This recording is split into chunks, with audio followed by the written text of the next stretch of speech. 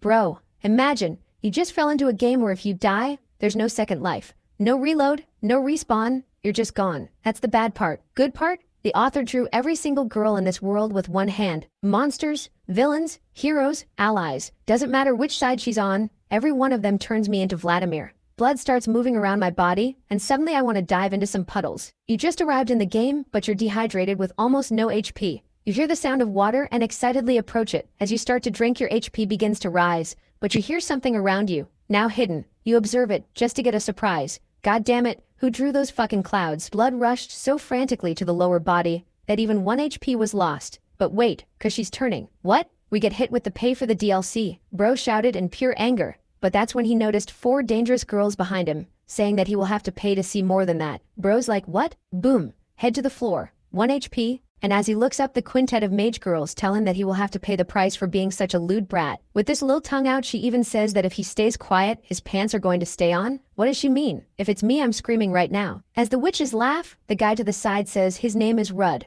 and explains that he was unlucky enough to get captured by the witches of the forest. He thinks they're dead, but our boy has some plans. Rudd asks if he knows a way, and our boy says that he's Valor for a reason. Of course, the guy who wrote the secret to beat the witches knows how to get out. He knows the quintet. Gunda is the jail loli. Caldura is the monster freak for crazy guys. Aldaida is the wifey vibes for vanilla. Fugul is the perky brat. And for last, Heijuju is the domineering mommy. This group is famous for having killed thousands of guys. Not gonna lie, I would have been a victim for sure. But our boy knows that their weakness is that they actually hate each other. So bro starts to rage bait those bitches, asking Fugul how she's alive if Heijuju said that she killed her. Heijuju replies that she never said it, but Fugul is already fuming, because she hates the redhead more than anyone. More fire to the wood with bro saying that Heijuju plans to get all of Fugul's assets. Bro's apprehensive, but Heijuju asks what Fugul will do. Yeah, she will take everything. The rest of the quintet also enter, with Aldaida saying that's why Heijuju is making a bomb, Gunda just wanting to eat the protagonist, and Caldura wanting a fight, while the Ragebait King just smiles,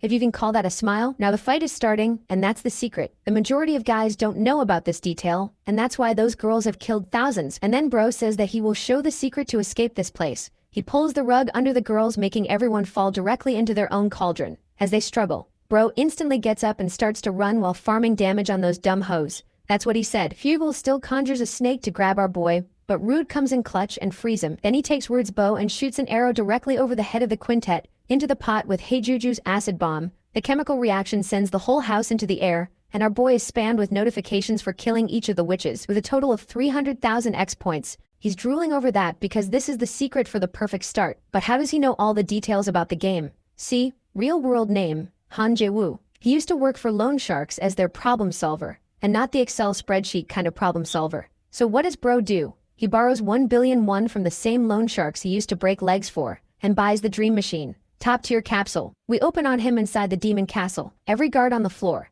Standing right in front of him is Wurzburg himself. Bro's ready to finish this and get some money to pay his debts. But then, you are being disconnected from the server. Wurzburg cuts him in half, because back in reality, the debt collectors trashed his apartment and ripped the cables straight out of his pod. Bro wakes up and immediately grabs one by the collar, asking if he's ready to die. And bro's legs became noodles. They say they were helping him quit gaming. He beats them up anyway. Then he checks his bank account, and it's a big fat zero. They offer him his old job back as their personal fixer. He tells them to get out, he'll pay. But first, he has a mission to finish. Except when he logs back in, death penalty, 22 hours. And that is the exact moment a little jail trap walks up to him and says, looks like you're having some trouble. She introduces herself as Aquila, game master of savior of humanity. Bro obviously doesn't buy it, so she snaps her fingers and the entire world freezes. He assumes SSS rank time stop. She corrects him. That wasn't a skill. She just crashed the server for a second. Then comes the pitch. 7th anniversary event, a brand new world just unlocked, and she wants him to be the first player with a fresh character. He says no, he's got unfinished business.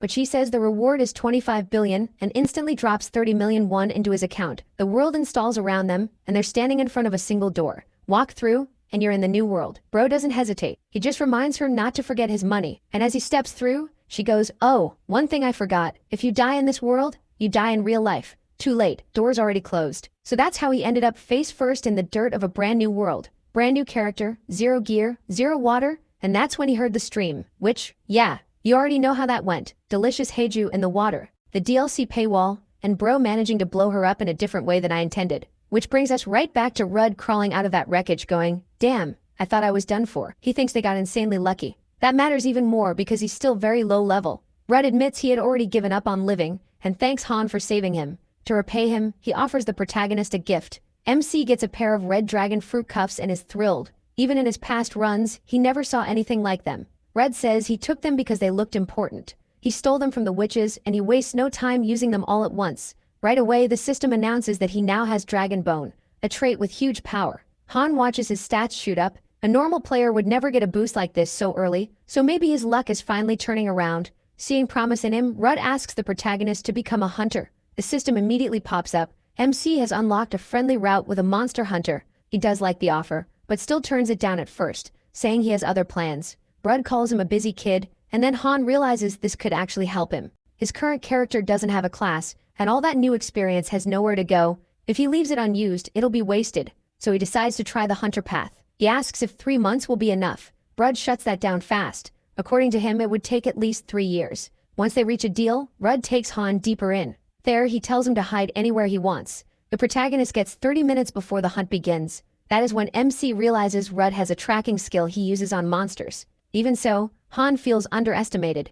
Like Rudd sees him as easy prey, but he has been through this forest over and over. He remembers all of it, even the hidden spots. He also knows the trees can ruin anyone's sense of direction, and toxic mushroom spores are spread all over the place. Worse, the forest is full of savage beasts that are even deadlier than the witches. The protagonist has already dealt with most of them before, and the fruits pushed his body close to its limit. With all that, he's sure Rudd won't catch him easily. But he's wrong. Before long, Rudd finds him anyway. Rudd tells him to put in more effort, then adds that he'll still give him 10 bonus points for his drive. Han asks how he found him so fast. Rudd says it's been a long time since he met a student. This interesting. Then he tells MC to keep working hard. The system chimes in. Hunter's hazing quest complete. A new quest starts, Hunter's taunts. As time passes, Han picks up several new hunter skills. He realizes joining Rudd was actually a great move. 3 months later, he's learned a lot. Back at camp, Rudd asks if he has really mastered everything he taught him. The protagonist tells him to test it. He can hide anywhere in the forest if he wants. Rudd says Han's confidence keeps surprising him, so he agrees. But if MC can't find him within an hour, MC has to make dinner. He accepts right away and looks forward to the challenge. Later, while hiding, Rudd thinks he may have finally found an apprentice with real talent. Still, he decides not to go too far. He figures hiding on a cliff for an hour should be enough to stay out of his student's reach. But as he climbs up, Han suddenly grabs his leg and startles him. After that, Rudd tries hiding in the trees, but the protagonist finds him again almost right away. He switches spots again and again, and every time MC tracks him down. Soon Rudd starts wondering how someone could learn in 3 months what took him 5 years. As a last option, Rudd hides in a cave. He's sure Han won't find him there, since it's known as the Hellhound's Den. But he surprises him even there. He says, Guardian of Humanity, tip number 1, not even an earthquake can wake a sleeping hellhound. Then he asks his master if he passed. Still stunned, Rudd says yes. Outside the cave, Rudd admits he never expected progress this fast. The protagonist answers modestly, saying he just had a great teacher. Of course, Han knows his system helped a lot, but he keeps that to himself. He lets Rudd take the credit. Even then, Rudd praises him, saying MC isn't just talented, he also remembers everything. He's never met anyone like him, and he's sure he will go far. Now that the training is done, Rudd asks if the protagonist will move on to the task he mentioned before. Han says he wants to make some money first, then keep traveling. Rudd mentions a close friend who works as a mercenary and asks if MC is interested. He doesn't think that sounds bad at all. It would be a good way to earn some starter money, and the job is easy to join with a flexible schedule. If he's lucky, he might even run into some of the game's guardians. So he decides to take the offer. Rudd gives him a mercenary badge and says his friend will accept him right away if he shows it. Then Rudd says goodbye and wishes him luck. Han thinks beating the witches and getting a class was an amazing start to the game. At this pace, a happy ending might not be that far away. But the protagonist's real goal is the true ending. He only accepted Aquila's offer because she promised clues that could lead him there. To Han, the real thrill of the game is never knowing when death might come. He wants to enjoy that tension as much as he can. That's why he's eager to meet Aquila again and chase the true ending. As for Aquila, she's been watching from a distance, amused by MC's progress. Now she's sure picking him as her VIP was the perfect choice. Then another woman walks up and says that Han is definitely no ordinary person. Aquila teasingly asks if her coworker has a crush on him. Valfurga answers that she's a goddess, so there is no reason for her to look at a human she protects that way. Aquila doesn't see the problem. She thinks Han is cute. She also says Valfurga has been way too serious lately and remembers when she used to be much more fun. Valfurga brushes that off as ancient history, then changes the subject and asks if Aquila really paid the protagonist's debt. Aquila says yes, So Valferga asks why Han was never told. He still thinks he's working to pay it back. Aquila casually says it's fun watching him play with so much energy, and Valferga calls that awful. Then she asks if MC is part of some bigger plan or just a toy for Aquila. Aquila says Han is more like a promising talent,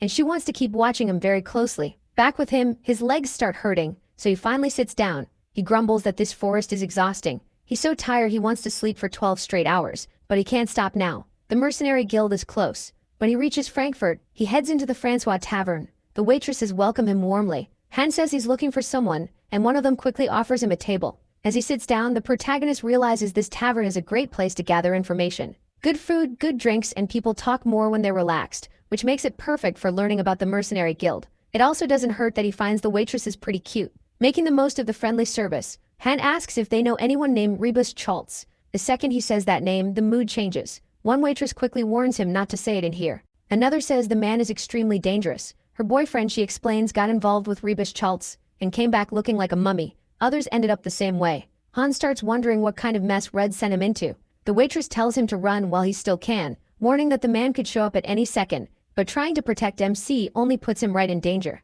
Rebus Schultz notices him, spots Red's insignia, and says he must be the one he heard about. He adds that the timing is perfect because he was just looking for a new partner. The protagonist already knows this is bad news and still can't believe Red dropped him into this. After talking with Rebus Schultz for a bit, Han learns he's being taken to the war between the Elector Prince and Pessimut's army. But Rebus isn't stupid. He quickly figures out the truth. He's really being smuggled off as a slave for some foreign force. Even so, he doesn't run. Instead, he sees a chance. The Elector Prince is one of the game's guardians, one of Paltz's electors. Through him, Han thinks he might learn about the other guardians too. A trumpet sounds a moment later. Rebus Schultz grins and says the timing couldn't be better. The prince has arrived. As the cavalry passes by, Rebus Schultz says he would fit in well working with them. But this isn't what Han expected at all. When he sees the Elector Prince, the man looks more like a villain than a hero. Then he notices someone beside the prince, Lady Valpurgis. The prince asks if something is wrong since she seems distracted. Lady Valpurgis tells him not to worry.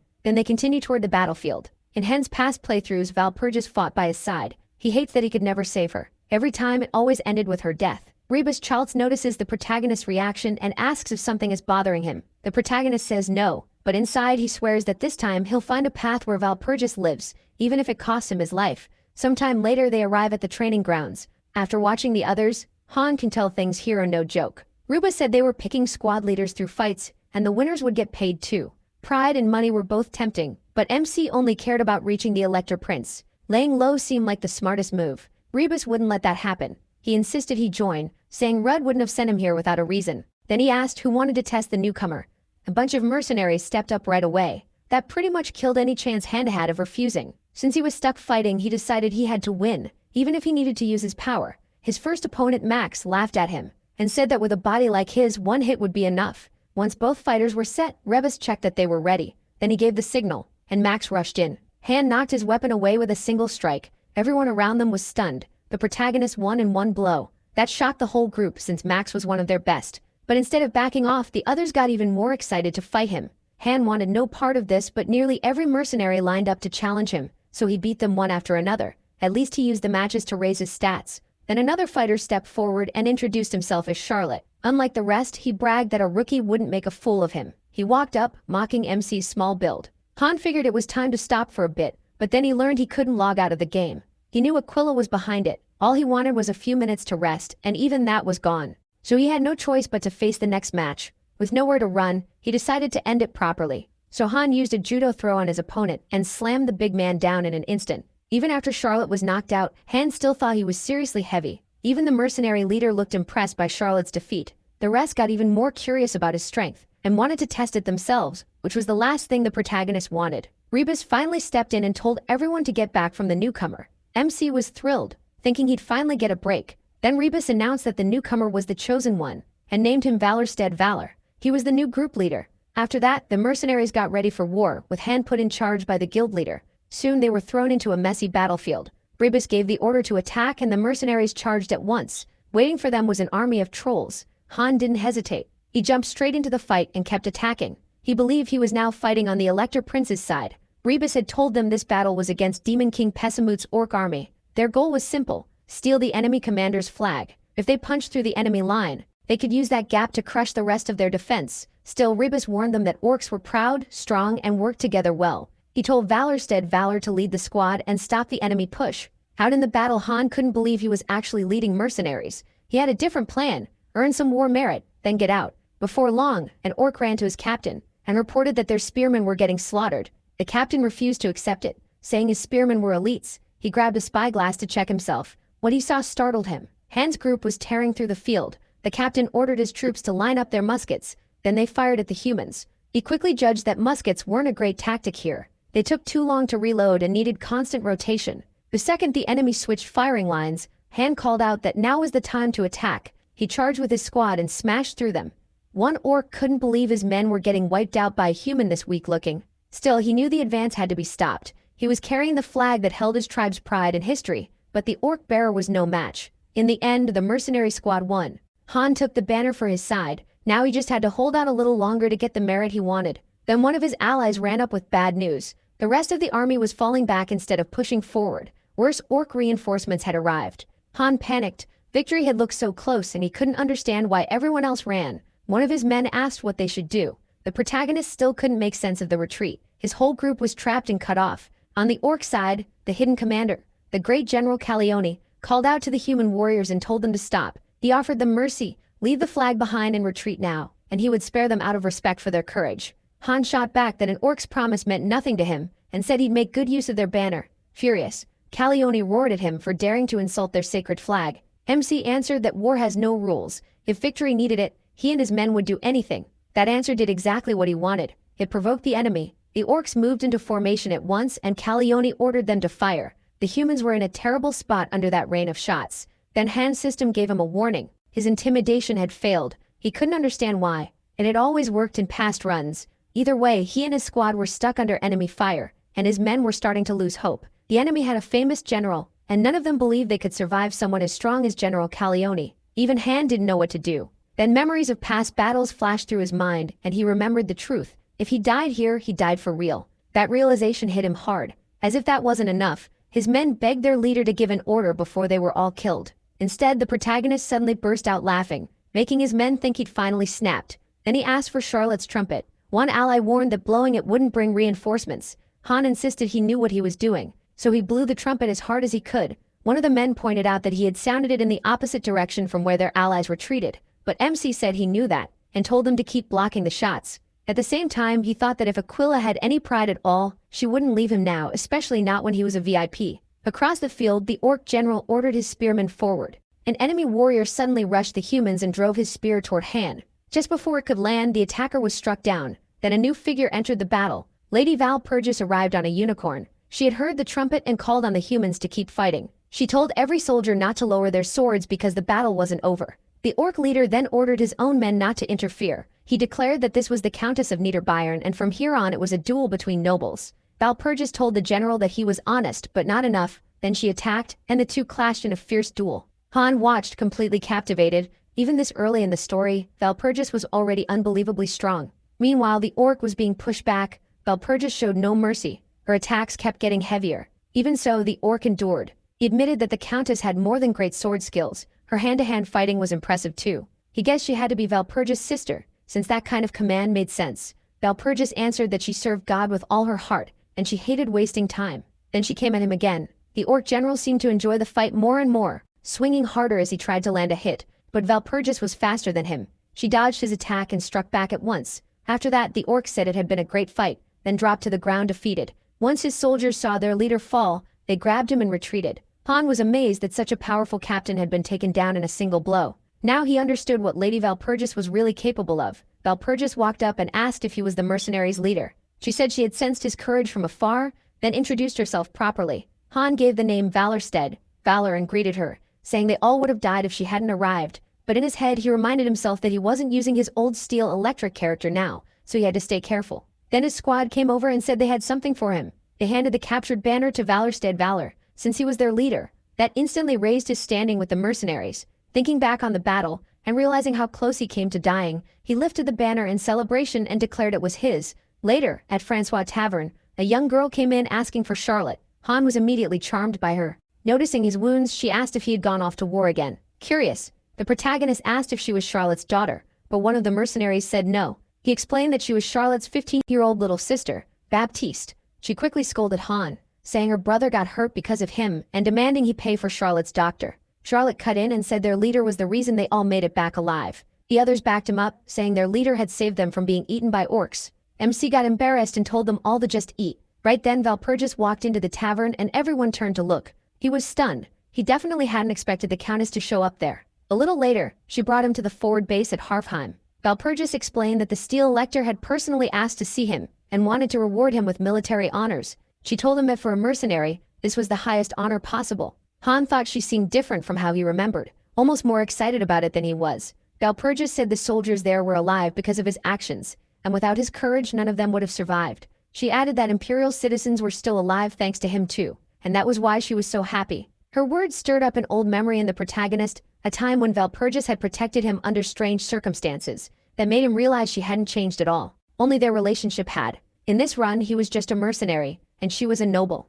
Then Valpurgis stepped forward and introduced him to His Majesty. The Steel Elector says he's glad to finally meet the famous Valor. He introduces himself simply as Philip. Han bows and thinks the pressure coming off a real guardian is overwhelming. Philip says MC is now known as the Death of the Field. He praises his courage, saying his bravery is like a lion's. A man like that deserves a reward. So Philip grants the mercenaries about 100 florins and gives the protagonist 300. Han says he'll repay that kindness someday. Then he adds that he has one request. He wants to rejoin his companions and rest in Wiedenbeer, even though Wiedenbeer is far away. Philip agrees and also gives him an empty shed to use, however he wants. He then asks if MC needs anything else. He would usually say no, but this strange moment makes him pause. After a quick glance at Walpurgis, he gets an idea. So he says he has a personal question for His Majesty. Philip tells him to ask, and Han does. He wants to know what the Steel Elector really thinks about this war. Philip doesn't answer right away. The room goes quiet, and just like the protagonist expected, everyone is confused. He's only a mercenary. Instead of answering, Philip asks what Han thinks first. MC says his view is limited, but one thing keeps bothering him. A noble cuts in, asking if he thinks one military reward makes him fit to advise them on war. Another joins him, saying the protagonist probably just heard rumors and panicked for no reason. Walpurgis steps in for him. She says they shouldn't judge by appearances, and urges Philip to hear the young mercenary out. Philip's uncle snaps at Walpurgis, calling her shameless for speaking to his nephew that way. But Philip shuts him down, reminding him that Walpurgis is the niece of the Elector of Barons and deserves proper respect. Han expected as much. Even the Steel Elector can't brush Walpurgis aside. Philip agrees to listen and asks what MC sees coming in this war. He answers with one warning: an ambush is coming. Philip asks how a mercenary can be so sure. Han explains that Demon King Pesimut has always relied on ambushes and betrayal. He brings up the 10-year war with the Toe Kingdom and the 6-year fight against Margrave and Hot. In both wars, Philip's tactics were what decided the outcome, so the protagonist says they can never be too careful about betrayal. Philip's expression darkens, and he asks if MC is saying there's a traitor among them. He says he's only raising the possibility, being cautious can't hurt. Philip agrees with that much and remarks that Han is bold. Then irritated, he says the protagonist's head is still on his shoulders only because he allows it, so he should remember his place. Walpurgis tries to speak up for him again, but MC backs off on his own and apologizes. He then asks for permission to leave. As he walks out, he thinks the Steel Elector used to be much more careful. This time, he was arrogant, and he can't figure out why. All he knows is that something is wrong. For one thing, Red, who should have appeared later, showed up too soon. That makes the protagonist realize this time everything is changing. While he's lost in thought, Walpurgis calls after him. She ran to catch up, smiling. She says he walks pretty fast. Han asks if she came after him, because she was worried. She admits she was and apologizes for Philip's harsh words. She also offers to help him with anything he needs. That much kindness from the Countess leaves MC a little flustered. Her saying she'd do anything for him sends his mind racing. For a second, his imagination runs wild, though he knows none of that will really happen. So he asks for something practical instead, a quill and a pistol. Walpurgis looks surprised. She asks if that's really all he wants, saying she doesn't make offers like this to just anyone. Han says he dreams of becoming a knight, and he plans to use those things while learning to ride. Walpurgis tells him she's never met anyone quite like him. Then she says this isn't the right place for that talk and takes him somewhere more private. Seeing Walpurgis so bright and cheerful fills him with joy. Later, at Harfheim Peak, the Steel Elector's army faces the troops of Demon King Pesimut. Philip points at the enemy and declares that today, he'll kill him. Pesimut just laughs at that. One of his allies walks up and reports that their war plans are ready. He also warns that relying on that woman may be a bad idea. But the demon ignores him. The ally argues that she's too cruel. If they capture the elector, he'll be a valuable hostage, so leaving that job to a madwoman is dangerous. The demon says he knows and claims he'll keep things under control. Right then, the woman herself steps forward before her lord. He praises her work but tells her not to go too far. She answers that she always knows her limits. The demon says that's not true. Even then, she insists she's never crossed the line. The demon has to admit that part is true, and he doesn't even want to imagine what she'd be like if she really did lose control. Elsewhere, Han is training with his horse, Philly. Philly is incredibly fast. Since he's a dueling horse, the protagonist thinks the animal suits the young lady of Houseborns perfectly. She even gave him an expensive potion that can fully heal whoever drinks it. Then an explosion goes off. Han realizes the battle has already started and rushes out. He knows this is the moment Philip could still be betrayed, especially after ignoring the warning. Philip is about to learn the truth the hard way. His uncle is the traitor, and he's been working with the enemy. The uncle mocks him and says Philip doesn't understand anything. He claims his nephew was plotting against the emperor by turning the rebels. The moment he noticed that, he says he chose to work with Pesimut. In his eyes, Philip is the real traitor. After saying all that, the old man asks if his nephew understands now. Philip scoffs and says no one would ever believe such a stupid lie. Before he can do more, the demon slams him to the ground. Calling him a fool who won't accept reality, he orders his servants to seize him. Terrified, Philip shouts that he's a noble and no one should dare touch him. But the enemy moves in to capture him. Walpurgis slips in from the side. Then she reveals herself with a crushing kick straight into the demon lord. She isn't alone either, and she orders her soldiers to get his majesty out of danger. The enemy rages as his captive starts getting away. He instantly orders Hexax to chase Philip. She had been playing with other victims, but now she's told to start her real job at once. Hexax grins and tells her zombie dogs that dinner is ready. They're already starving, so she barely has to push them. A moment later, the hounds tear off after their prey, and Han suddenly comes face to face with them. He clicks his tongue. Of course, the enemy brought zombie dogs. He knows Hexax uses them to wear her enemies down. They tear people apart little by little, and MC hates that filthy method. Still, he understands how Hexax fights. Since only a few dogs are here, the rest must be chasing Philip. Han doesn't care about Philip's pride. The only one he's worried about is Walpurgis, so he runs straight toward her. Not far away, Philip and Walpurgis are fleeing from the dogs. Philip complains that his mana control is a mess and blames the enemy for it. He says only the demon lord could pull off something like this. While they're running, one dog leaps in and nearly hits Philip, but Walpurgis cuts in and stops it, just in time, moving with the same speed that has saved them again and again. Worried for his safety, she warns Philip that they're in demon territory and must be extremely careful. Then one of Philip's men is struck and begs his majesty to save him. Philip does nothing. Walpurgis moves to help, but Philip stops her. He tells her to leave the man behind and keep going. That doesn't sit well with her. Walpurgis says her life isn't worth more than anyone else's, and a noble's duty is to protect the people under them, not throw them away. She thinks none of this would be happening if Philip had listened to Valor. She even blames herself for being unable to help. In that moment of distress, Hexax catches her. With a grin, Hexax comments on how unpredictable they are. Walpurgis even cries out for his majesty to help her,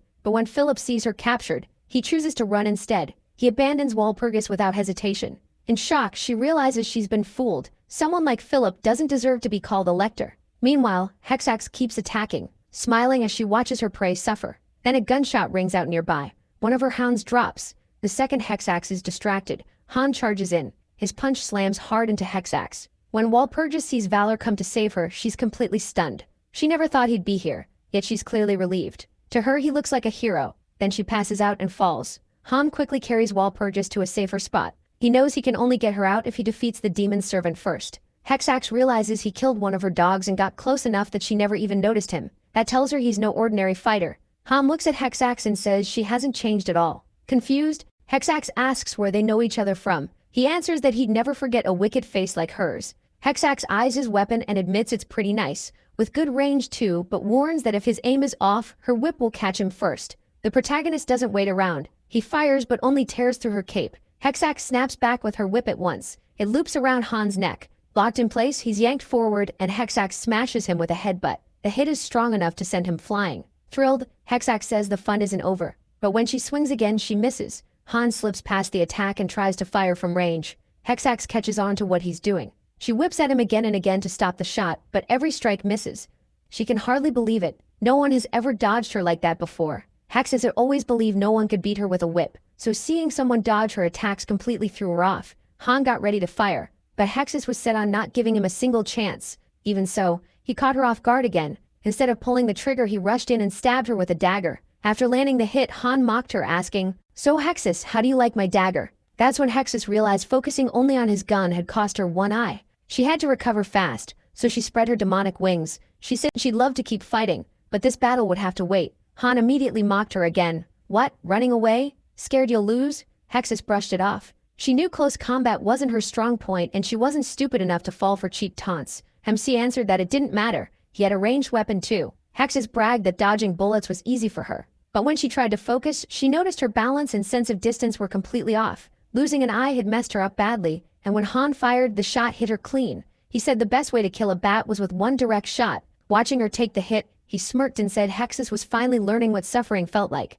Then he joked about what kind of loot she'd drop after he killed her. Desperate to survive, Hexus tried to seduce him, but Han's heart was colder than she expected. It didn't work at all. After winning, the protagonist got some useful loot and was satisfied. Still, he knew there was no time to waste. He took out a healing potion and hurried to Valpurgis, knowing it was her only chance. Before using it, Peony carefully checked the instructions. He learned the potion had to be placed right on the wound, which meant removing Valpurgis's armor. He tried to stay calm, telling himself he was only doing this to save her. Then he focused hard, determined not to mess up. At that moment, a strong memory hit him. His father died from sickness when he was young, and his mother later collapsed from working too hard. Because of that, Han was living alone before he even turned 18. At 22, he got a job collecting debts in Hanam-dong. He acted tough, but he often went easy on people who owed money. One day, he met a debtor who made money by playing video games. The guy said one big mission would earn enough to clear what he owed. That made Han curious, so he asked about the game.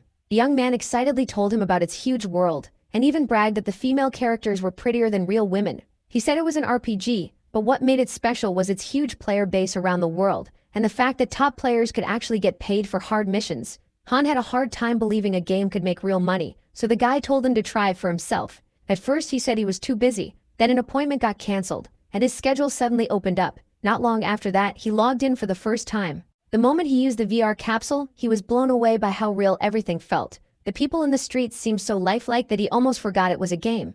A fruit seller caught his eye, and Han reached out to test how real the man was. The vendor instantly snapped at him and said he'd only sell fruit to someone with money. That was when the protagonist saw the system for the first time. It told him he currently had 10 florins. He thought about moving on, but then a little boy showed up asking for an apple, and his mother couldn't afford one. Han asked the vendor the price, and it was 1 florin. So he bought the apple and handed it to the boy. The mother thanked him and said he didn't have to spend his money on her child. From that, MC realized 1 florin was worth about a day's food. He said goodbye to them, and the moment reminded him of his own childhood. He remembered walking with his mother and staring at the roasted chickens sold near their home. Little by little, Han fell in love with the game, and after that day, he never stopped playing. Whenever real life became too much, the game became his escape. He spent more and more time there, while his real life faded into the background. In that world, he could dump all the stress from his job onto the enemies he fought. Real life was just waking up and working. The game gave him another way to live. He spent the next 5 years inside it. Then one day, he was approached by Valpurgis for the first time.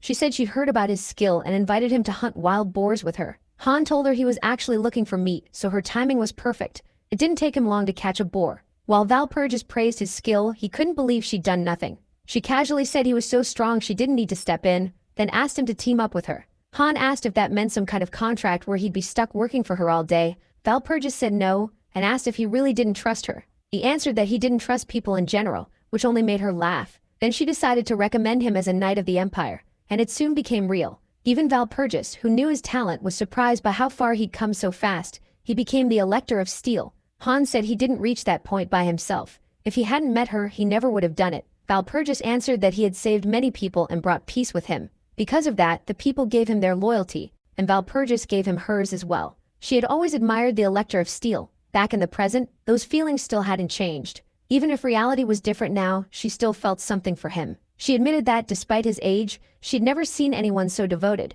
Then she asked what drove him. Han said he loved this world and everything in it, even if his face was now totally beat up. Valpurgis kind of understood, but she still argued that he shouldn't have taken off her armor, even if he insisted it was the only way to save her. Then she changed the subject and said they needed to get to the Valpurgis convent soon, because the others needed to know they were alive. She promised to repay him when they returned. After all, saving her life deserved more than a simple thank you. Even battered and bruised, Han secretly looked forward to that.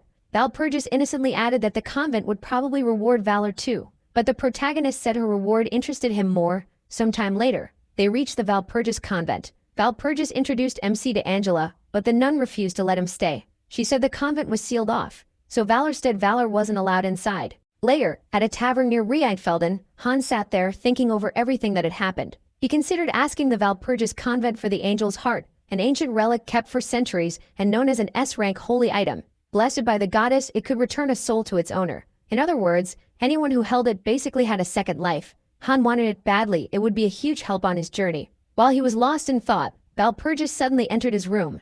She apologized for coming in without warning, then seemed confused to find him hanging upside down. He calmly said it helped him think. Valpurgis then told him she had something secret to share, but first she made him promise not to tell anyone. Once she was sure she could trust him, she began. Valpurgis revealed that the high abyss had fallen. Han was confused since he'd just spoken with Angela, but Valpurgis explained that the current high abyss was Margaretha. She also believed there was a traitor among them, most likely because of Pessimol. What really shocked the protagonist though was hearing that Margaretha might still be alive. He hadn't even thought that was possible. Margaretha was a legendary protector of humanity, strong enough to subdue even a low-ranked demon king. She was a symbol of pure strength. On top of that, she had turned the Valpurgis convent into a powerful military force. Han suddenly stood and said they needed to save her. Caught off guard, Valpurgis asked what was wrong. MC insisted they had to find the high abyss, and Valpurgis, saying she knew darkness better than anyone, agreed to go with him. A little later in the convent office, Angela listened as Valpurgis explained the plan. Valpurgis spoke up for Han and urged Angela to trust him this once. Angela clearly hated the idea. He quickly figured out that Valpurgis had already told the abyss all about him, which explained Angela's reaction. Then Angela suddenly stepped toward them, startling both of them. She said there was a traitor in their ranks, so trusting an outsider was dangerous. She went further and said Han had no right to be there, ordering Valpurgis to take him out. The protagonist quickly argued that he was worried about the high abyss, but Angela coldly said it was none of his business. Still, MC revealed that he had already read the Gospel of the Seven Demons. Angela was stunned. She couldn't understand how, since it was a book written by Saint Anthony himself. Han explained that the book covered many things, including the 7 demons who had been sealed away and cast out of this world. It also mentioned death, one of the most violent powers of darkness. Angela warned that even saying such names out loud raised the chance of something terrible happening, making the topic dangerous to discuss. Even so, he begged her to trust him, saying he knew exactly how to fight back against the darkness. With no better option, Angela agreed, but only on one condition. He had to keep everything secret. If she ever found out he told anyone, she swore she'd make him suffer for it. Soon after, Han was taken to a hidden place. A terrible smell hit him the moment he arrived. He recognized it from Angela's desk, but this time it was much stronger. The protagonist had never seen Margaretha before, but he'd heard the stories. She was said to be strong enough to leg press a ton on each side. Seeing him tense up, Valpurgis tried to reassure him. Han then asked if she planned to build a body as strong as the other nuns. She said yes, but her uncle disapproved, so she had to hold herself back in training. When they got there, Angela warned them the demonic energy inside was overwhelming. She said it could easily break a person's mind, so everyone else had to stay outside. Then she opened the door. The moment it opened, MC felt a crushing force pouring out from inside. Valpurgis said the goddess's blessing would protect her, but she was still worried about him. Han said he'd be okay. His system gave him protection, so he chose to keep going. Angela told him this was the high abyss's room. The second he saw her, he froze in shock. This was nothing like how he'd imagined Margaretha. She looked so delicate that he couldn't believe she was the same person rumored to train with absurd weights. Angela cut him off and told him to focus. They had already tried everything they could for Margaretha, and now they had no choice but to trust a mercenary. Even if she hated the idea, Han was their last chance. If he could save the high abyss, Angela promised any reward he wanted. He agreed to help, but first asked the nun to let him go. Then he said Margaretha was in serious danger. As a saint, she absorbed darkness twice as fast as a normal person. The black veins on her neck proved it. Even so, he said there was still a way to save her. Desperate, Angela asked how. Han told her to stay calm. After a short pause, he explained that the method was actually simple. They had to remove the darkness from the high abyss and use the convent's holy relic on Margaretha. Angela turned to the high abyss and asked if he meant the angel's heart. As she understood it, the dark curse on the high abyss would have to be moved to someone else. And because holy power and curses clash, the high abyss would die during the transfer without the relic. That's why the angel's heart was necessary, and Han said she was exactly right. The curse would kill any cleric, so no one in the convent could take it. That's why he had to do it. But Angela said that plan couldn't work. The high abyss herself had forbidden it. She said this darkness was hers alone and no one else should suffer for her. Han offered himself as the new vessel for the curse. Angela refused. They were dealing with a dark curse and no one fully understood its cause or symptoms. She didn't think anyone could survive it, and if he did, he'd carry it for the rest of his life. While Purgis agreed, there was no reason for him to throw his life away for the high abyss. The protagonist thanked them for caring, but said this was still the best choice. He had read the Gospel of the Seven Demons and understood darkness better than most. Since he wasn't a cleric, he wasn't as vulnerable to it. On top of that, he was only an outsider, so Angela shouldn't be worrying about him. She should be worrying about her high abyss. At last Angela gave in, though she said the high abyss would definitely scold her once she woke up. Even so, she brought out the angel's heart. As Han took the relic, he briefly thought about saving it for later. But this was the perfect chance to win Margaretha over. Walpurgis tried one more time to change his mind. Angela calmed her down, saying he was a man who wanted to face whatever came next. With that, MC prepared to begin the ritual. He put a hand on Margaretha and spoke the spell. Not long after, the curse started affecting him. Even from a distance, Angela and Walpurgis could feel that evil spreading around them. Then Han was pulled into another world. Everything around him was black, but he knew he had to find the source of the darkness. Then a voice spoke, "Who dares disturb me?" He introduced himself as Valor Stead. Valor, and said he came to free Margaretha. The voice mocked him, saying a mere human couldn't do that. It called him insane for standing against something far stronger than him. Then it ordered him to disappear. But to its surprise, it couldn't pull out Han's soul, and it had no idea why. The protagonist answered by ordering the dark being to release Margaretha and take him instead. The creature snapped back that it wouldn't obey a human, and besides it devoured souls, it didn't let them go. Han decided that if it wanted to play dirty, he would too. So he claimed he'd read the Gospel of the Seven Demons and even traded his dog for it with Death Smasher itself. He added that the thing was probably out there selling cheap copies to other sages by now. So if this creature kept dragging things out, all its secrets would end up exposed. That taunt worked, and the being agreed to the exchange, but only with a condition. Right away a quest popped up in MC's system. He had to kill every demon king backed by destructive death, and Han knew that was way beyond him. So he tried to bargain, saying he was too weak for a task like that. Instead of negotiating, the shadow decided to lend him some of its dark power, just enough to carry out the mission. Terrified, Han thought he was about to die. He shouted that this wasn't the deal, but the creature answered that nothing in this world is free. If he wanted great power, he had to pay a great price. The pain was unbearable, and even after gaining a massive boost, he died. But some time later, back at the convent, he jolted awake in a bed and realized he was still alive. He quickly remembered the relic he had used and understood it had given him another chance. With that, Han started celebrating. With these new powers, he could become the king of necromancy, commanding an army of the dead. More than that, he was the only player with skills like these, and it didn't take long for him to climb to the top of the game's rankings. Now he felt sure he'd finally get the recognition he deserved. Right in the middle of that excitement, Walpurgis came to see him. Tearing up, she said she heard his voice and couldn't believe he was awake. She explained that he'd passed out after the ritual, so she carried him to her room. Now that he was safe, she told him never to do something like that again. She had been terribly worried. Han took her hand and apologized for scaring her. He promised he wouldn't do it again. That was enough for her to accept his apology. But then they both noticed a commotion outside.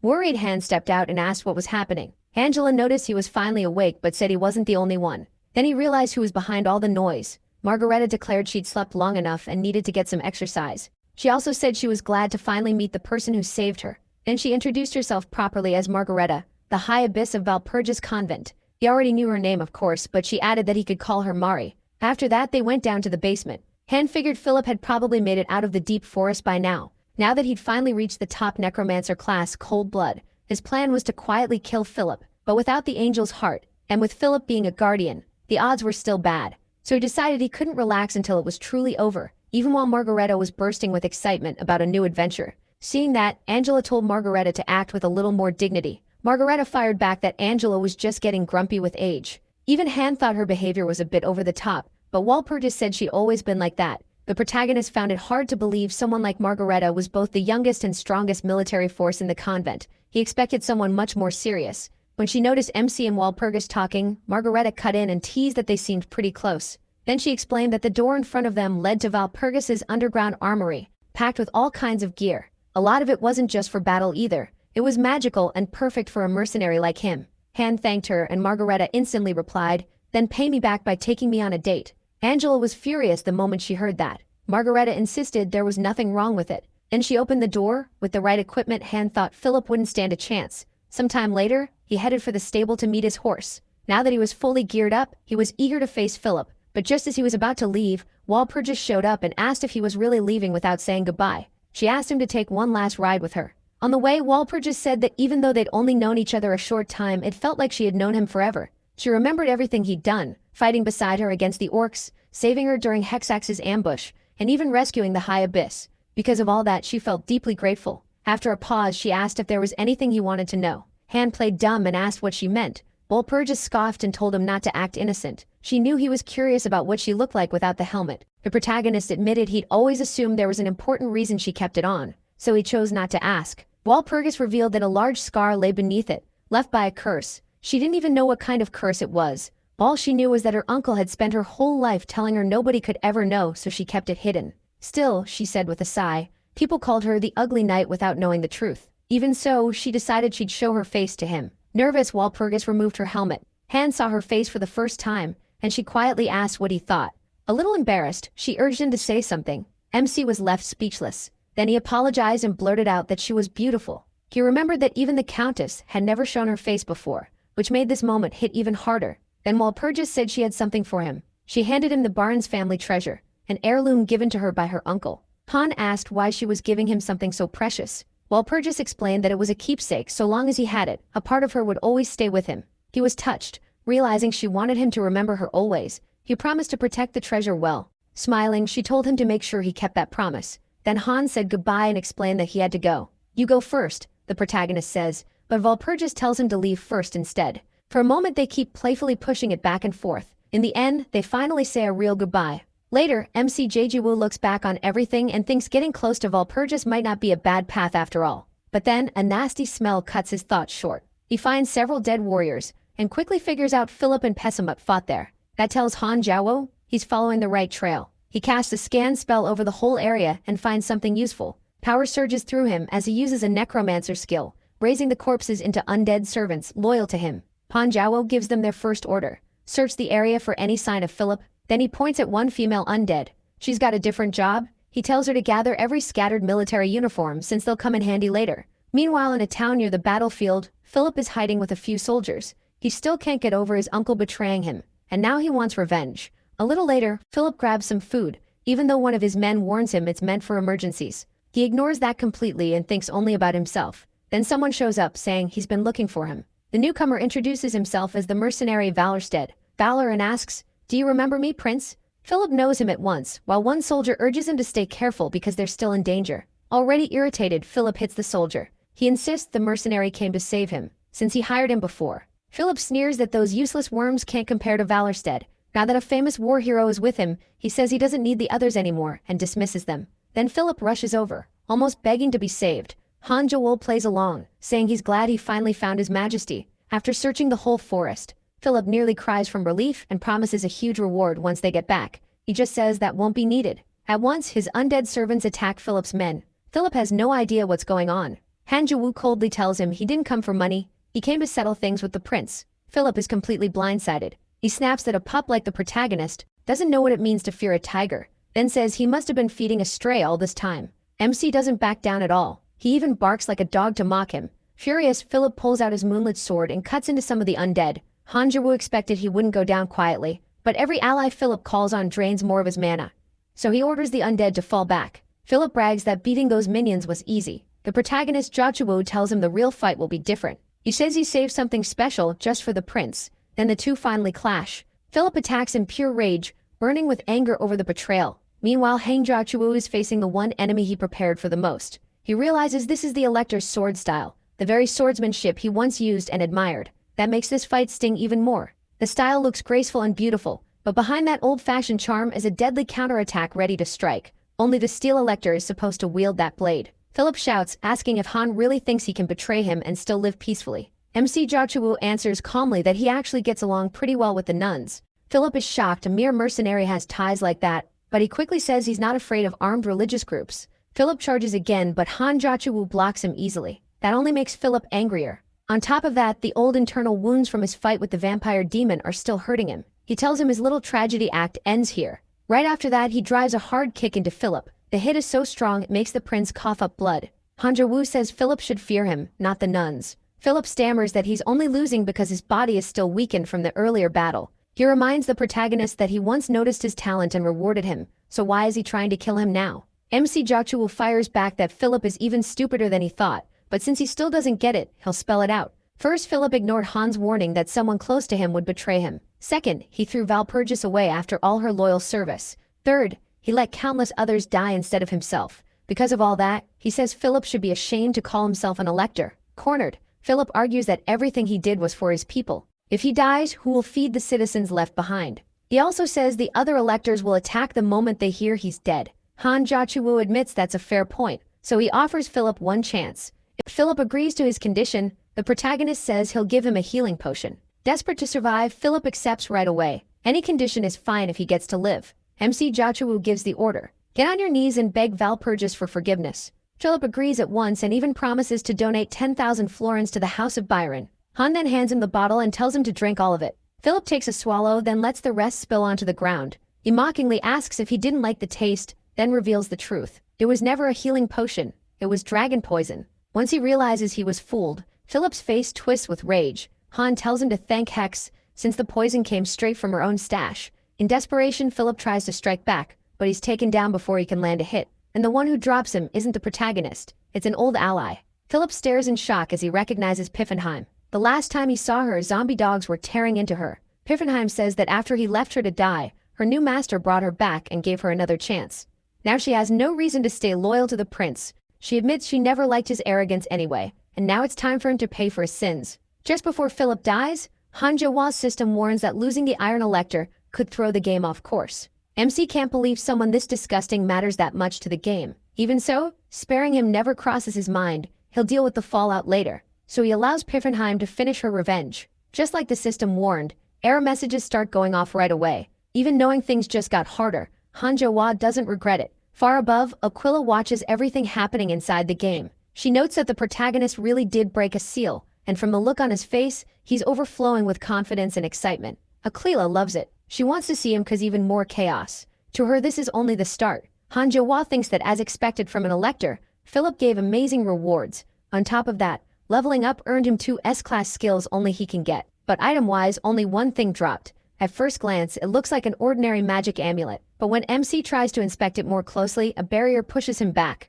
So he decides to take it to Margareta and have her unlock it for him. After that, his system sends another alert, this time about a transcendent being. That means he'll need to be very careful when he goes after it. Han Jawa wants to become a transcendent being himself one day. To do that, he has to beat powerful enemies and use them as steps toward his final goal. Just then, Piffenheim arrives and says she has something important for her master. She checked the traces left by Philip's men and found an item. Han Jawa thinks this must be the mission's real reward. The glow alone makes it clear. Then he asks if she handled the other job too. Piffenheim says she did. She dressed Philip's dead men in Pessimo faction uniforms, so it would look like demons killed them. Amid all that, one man is still alive, begging desperately for mercy and saying he'll do anything. He doesn't recognize him until Piffenheim explains that he's one of Philip's surviving followers. She asks her master what should be done with him. Watching the soldier cry like a baby, Han Jawa says he'll send Pessimo a little gift and hopes he enjoys it. Sometime after the protagonist leaves, Lawrence, captain of an army fleet, passes through the area and finds the bodies. One of his men confirms they belong to Pessimut's soldiers.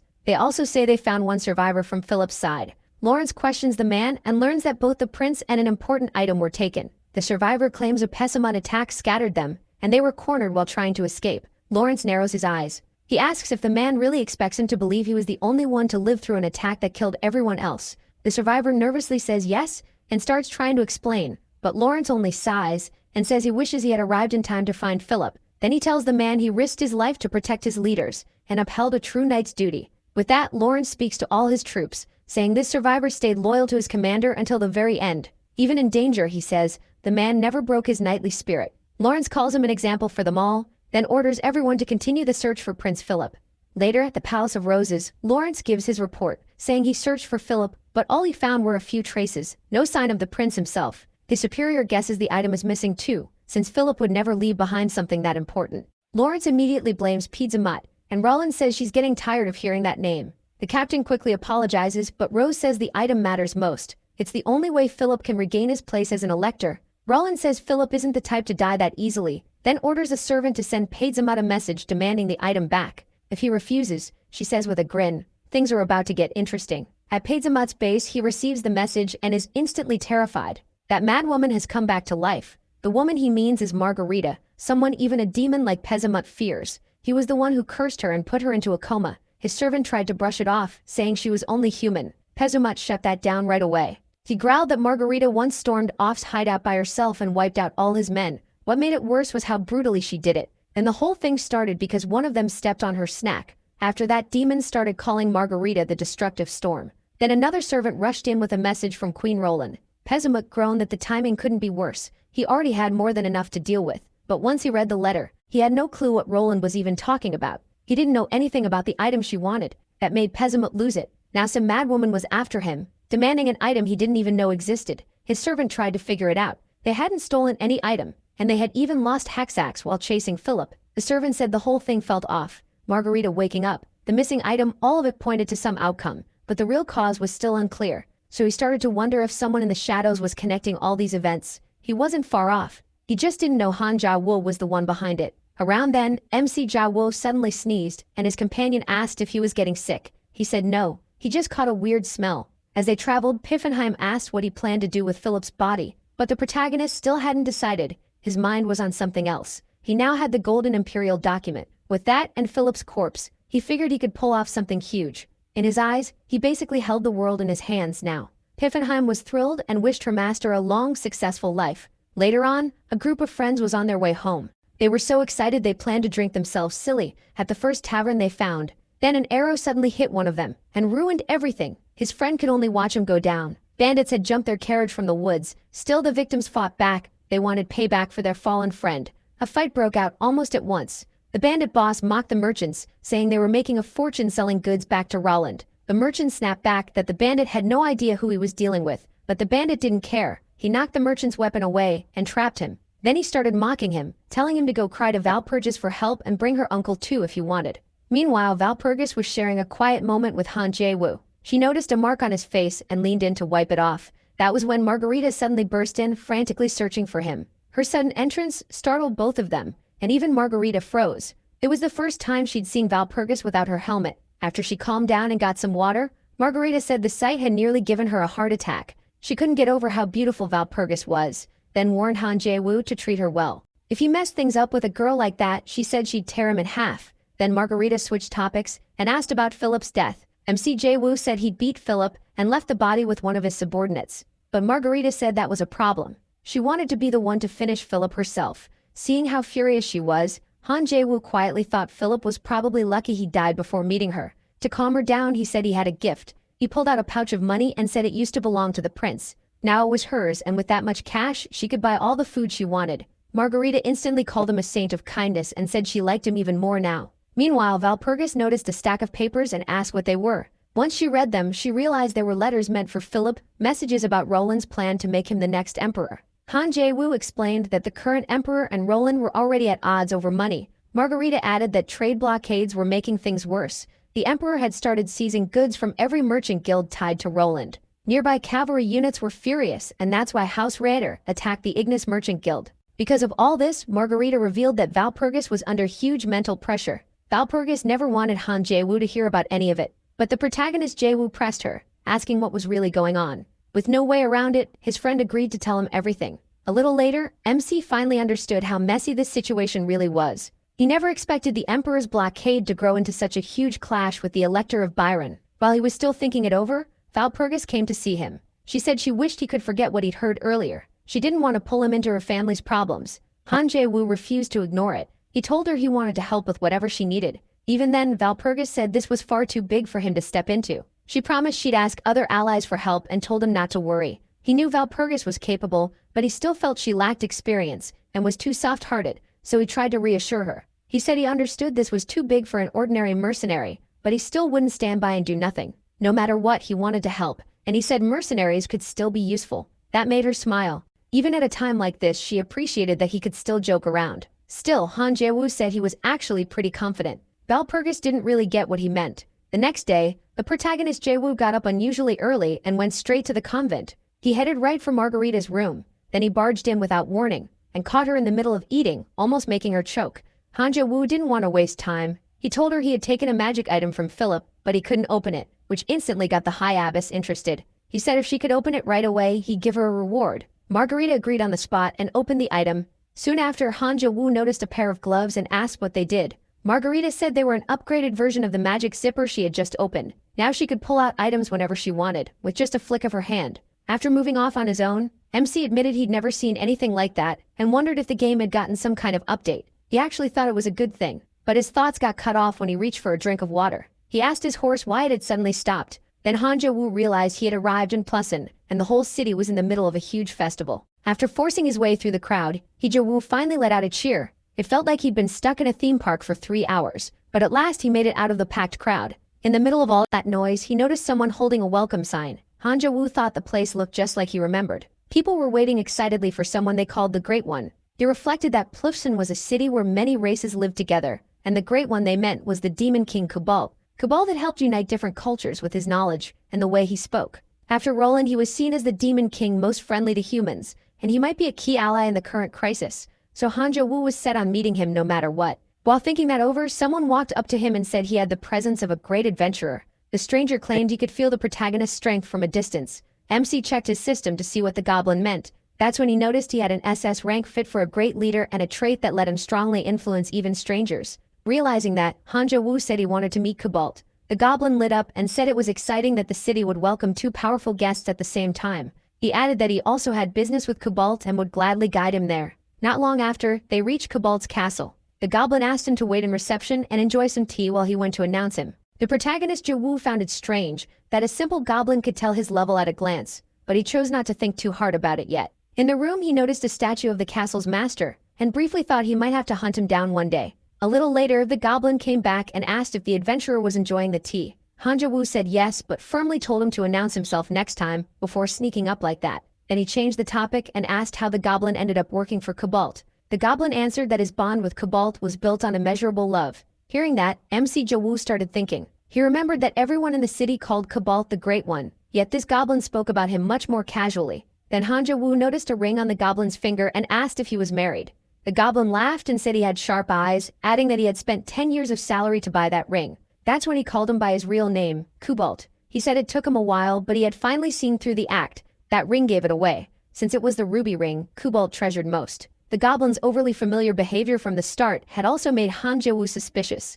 Most of all, he pointed out that this goblin was the only one who didn't call Cobalt the Great One. With no point hiding it anymore, Cobalt revealed himself. In his true form, Cobalt said he knew he was standing before the famous Wallerstedt Valor. Then he formally introduced himself as the Law of Plusen City. He added that Han Wu had probably come to talk about Valpurgis. The protagonist Jia Wu confirmed it, saying he hoped to get important clues or information from Cobalt. Cobalt admitted he wasn't eager to help, but said he would share everything MC needed if one condition was met. He had expected that, so he immediately asked what the condition was. Even before hearing it, he already knew Cobalt's hunger for knowledge had been obvious for a long time, and Han Wu had rare information, half the details of future wars plus even real estate secrets, so of course he was curious about what Cobalt would ask for. To the protagonist's surprise, Cobalt asked for something simple. He wants to be friends with Wallerstedt. Cobalt says Valor has become famous lately, especially after taking down Hexax. On top of that, he's gotten close to the Empire's most well-known paladin. People are even spreading rumors that Valor and Valpurgis are involved.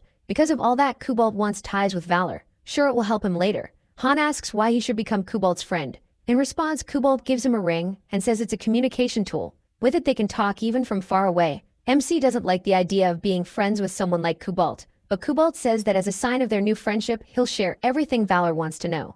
To prove it, he gives him an important lead, a clue hidden in the capital of the Duchy of Saxon. That capital is Dresden. Using Cobalt's tip, Han heads for Dresden. The guards try to stop him at the gate, but he just shows them his system screen. That alone scares them badly. Han warns them not to block his path again. Once inside, he walks through the city with the screen still out for everyone to see. The moment people notice it, they drop to their knees. They're terrified he might strike them down. He thinks this may be the easiest mission he's had in a while. He quickly reaches the Merchants Guild. Inside, a woman warns that an unknown man is coming toward the guild, and he looks extremely dangerous. A moment later, Han walks in and shocks her by openly showing his system screen. After that, he comes face to face with the guild leader. The man immediately asks why someone like him came here. Han closes the system window and says he wants to make a deal with the head of the Merchants Guild. Earlier, Cobalt had already told the protagonist what he knew about Dresden. He said the city's merchant guild and the Ritter family were buried in debt, locked in a heavy debtor-creditor mess. MC had no clue about any of this before. Just like he expected, Cobalt knew almost everything.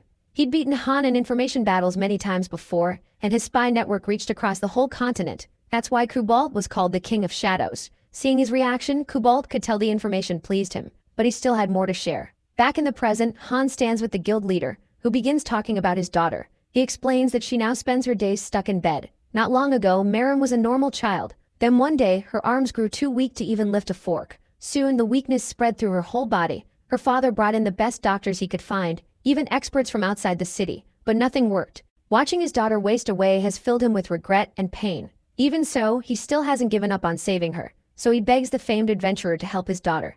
Han first tells him to just call him Valor, then he says he came to make a deal. Looking Marin over, Valor can tell her condition is very serious. Her muscles have badly weakened, and her body is severely underfed. He decides normal treatment won't save her. Still, there is one way to cure her. Her father quickly asks what he needs to do. Han says he needs an elixir from Schwarzteufel, but the father answers that this makes her rescue almost impossible. His reaction shows he knows exactly how dangerous that place is, which is why he thinks the protagonist's request can't be done. Schwarzteufel is a canyon in the Empire's southeast. Even though it's beautiful, it's known as the home of the terrifying demonic dragon Schwarzteufel. Only a few ancient dragons are left on the continent, and Schwarzteufel is so powerful that even demon kings avoid him. The canyon is packed with beasts and demons, making it deadly for anyone who enters. For normal people, it's hopeless, but Han is anything but normal. He calmly assures the guild leader of that, and says he'll get the elixir himself. That gives the man a little hope, though he still fears no one comes back alive from Schwarzteufel. Han adds that what Marin needs most right now isn't the elixir,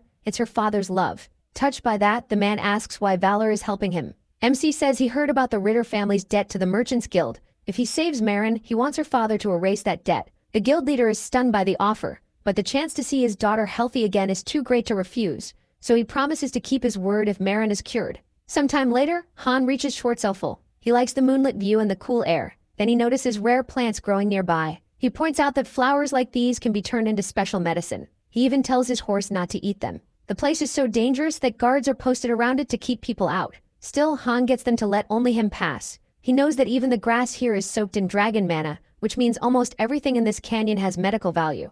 To Han, even the dirt here is basically treasure. So he starts gathering every useful plant he can find. Anything extra could be sold for good money after he cures the guild leader's daughter. He also plans to keep some for himself and use them in battle. But while collecting them, he suddenly gets hit in the head by a rock. A goblin steps out and orders him to leave. It isn't alone either. An entire goblin force appears and claims this land doesn't belong to humans. Sometime later, under Han's command, those same goblins are now digging up the ground for him. When he sees one doing it badly, the protagonist snaps at it. Dig carefully, or you'll damage the roots. If you keep messing this up, I'll send all of you back to the grave. Still irritated, Han asks if they understood him. Earlier, before things turned out like this, those goblins had attacked him first. MC answered by using his power to drain their blood, wiping them out in a single blow. Even dead though, they were still useful. Han used his skill again, bringing their bodies back and turning them into zombie goblins. That way he didn't have to do all the planting work alone. Back in the present, he remarks that they never should have attacked when they had no chance. Kurok, his servant Kurok, bows and says the goblins failed to see Han's greatness, then thanks him for taking them in as servants. The protagonist laughs and says he should be the thankful one since they're working so hard. Then he asks who else lives in these canyons besides goblins. Kurok quickly answers that the canyon is full of monsters, werewolves, worms, giant centipedes, and plenty of ogres too. MC notes that his new servant really memorized everything and says keeping him around was a smart choice. Kurok calls it an honor to serve him. Suddenly, he hears a voice from the ring. It's Kubalt, asking if he forgot the ring was for communication. Han admits he did, then asks what Kubalt wants to talk about. Kubalt asks how things are going in Schwarzteufel. The protagonist casually replies that the water is nice, the air is fresh, and the moonlight looks great. Kubalt says Pleasant is also getting lively, as people prepare for a festival, and invites Han to come if he has time. But the real reason for the call, he says, is that Valpurgis recently visited Ritter. Just like Valor expected, they demanded a ridiculous settlement fee. They also threatened to seize the goods meant for trade with Roland. In short, it was completely one-sided and unfair. MC says they've crossed the line, but Kubalt warns this is only the start. Kubalt says he wishes Valpurgis would be more reasonable, but he insists she would never agree to those terms and tells Kubalt to stall for time. Kubalt agrees, saying he'll do it for their friendship. Han promises to repay the favor next time they meet. Kubalt sounds pleased. Since Schwarzteufel is a gold mine, he's clearly expecting a good gift. Then hearing all the noise around the protagonist, Kubalt says he must be busy and ends the call. MC is relieved the conversation is finally over. He was only putting up with Kubalt because of Valpurgis. But just when he thinks he might rest, Kurok rushes over and says they have a problem. Han then sees several monsters approaching. A pack of ogres has come to greet him. He tells Kurok to get back. He realizes the goblins under his control have already been wiped out. After checking the ogres, he sees that his blood-draining skill won't work on them, and bringing the goblins back into the fight is pointless. They can't handle ogres, so Han decides he'll have to fight himself. He pours power into his magic and calls forth Rablania, one of the Empire's 12 legendary swords, the unbreakable treasure of House Pulse. The ogres react the moment they see the blade. Han says they recognized his weapon, and of course they did. Rob Lani is famous for lighting up the darkness, even mocks Philip for owning something like this without understanding its power. Now fully armed, the protagonist attacks. After cutting down the first ogre, he rushes the others and moves to surround them. He's so fast they can't even track him. He strikes from blind spots and toys with them at the same time. Before the ogres can respond, Han cuts them down without giving them a single chance to fight back. Afterward, he admits he wasn't even sure he could pull off that move before the battle. Now that he's seen the result, he quietly praises himself. And it's not just MC who's impressed. His new servant is amazed too. Han said this was nothing compared to how strong he used to be. But a second later, something caught him off guard. A creature lunged at him and barked. "What do you think you're doing?" He had no idea where it came from. Before he could react, it already had him by the throat. Furious, it growled, "I'll break your neck." For the first time in a while, Han was facing someone on his level. Then his opponent hurled him away like he weighed nothing. After taking that hit, the protagonist knew this enemy was the real deal. One strike alone took 10% of his life. The enemy looked impressed. "You're strong. Who are you?" Han fired back. "You should go first." With a smug look, she answered, "I'm the master of Grousglockner." MC froze. The demon dragon? He never expected her to look like this. He'd pictured something more like a normal dragon. She moved in closer and studied him. Something about him felt off. His life force was from another world. Kururak quickly stepped in front of Han.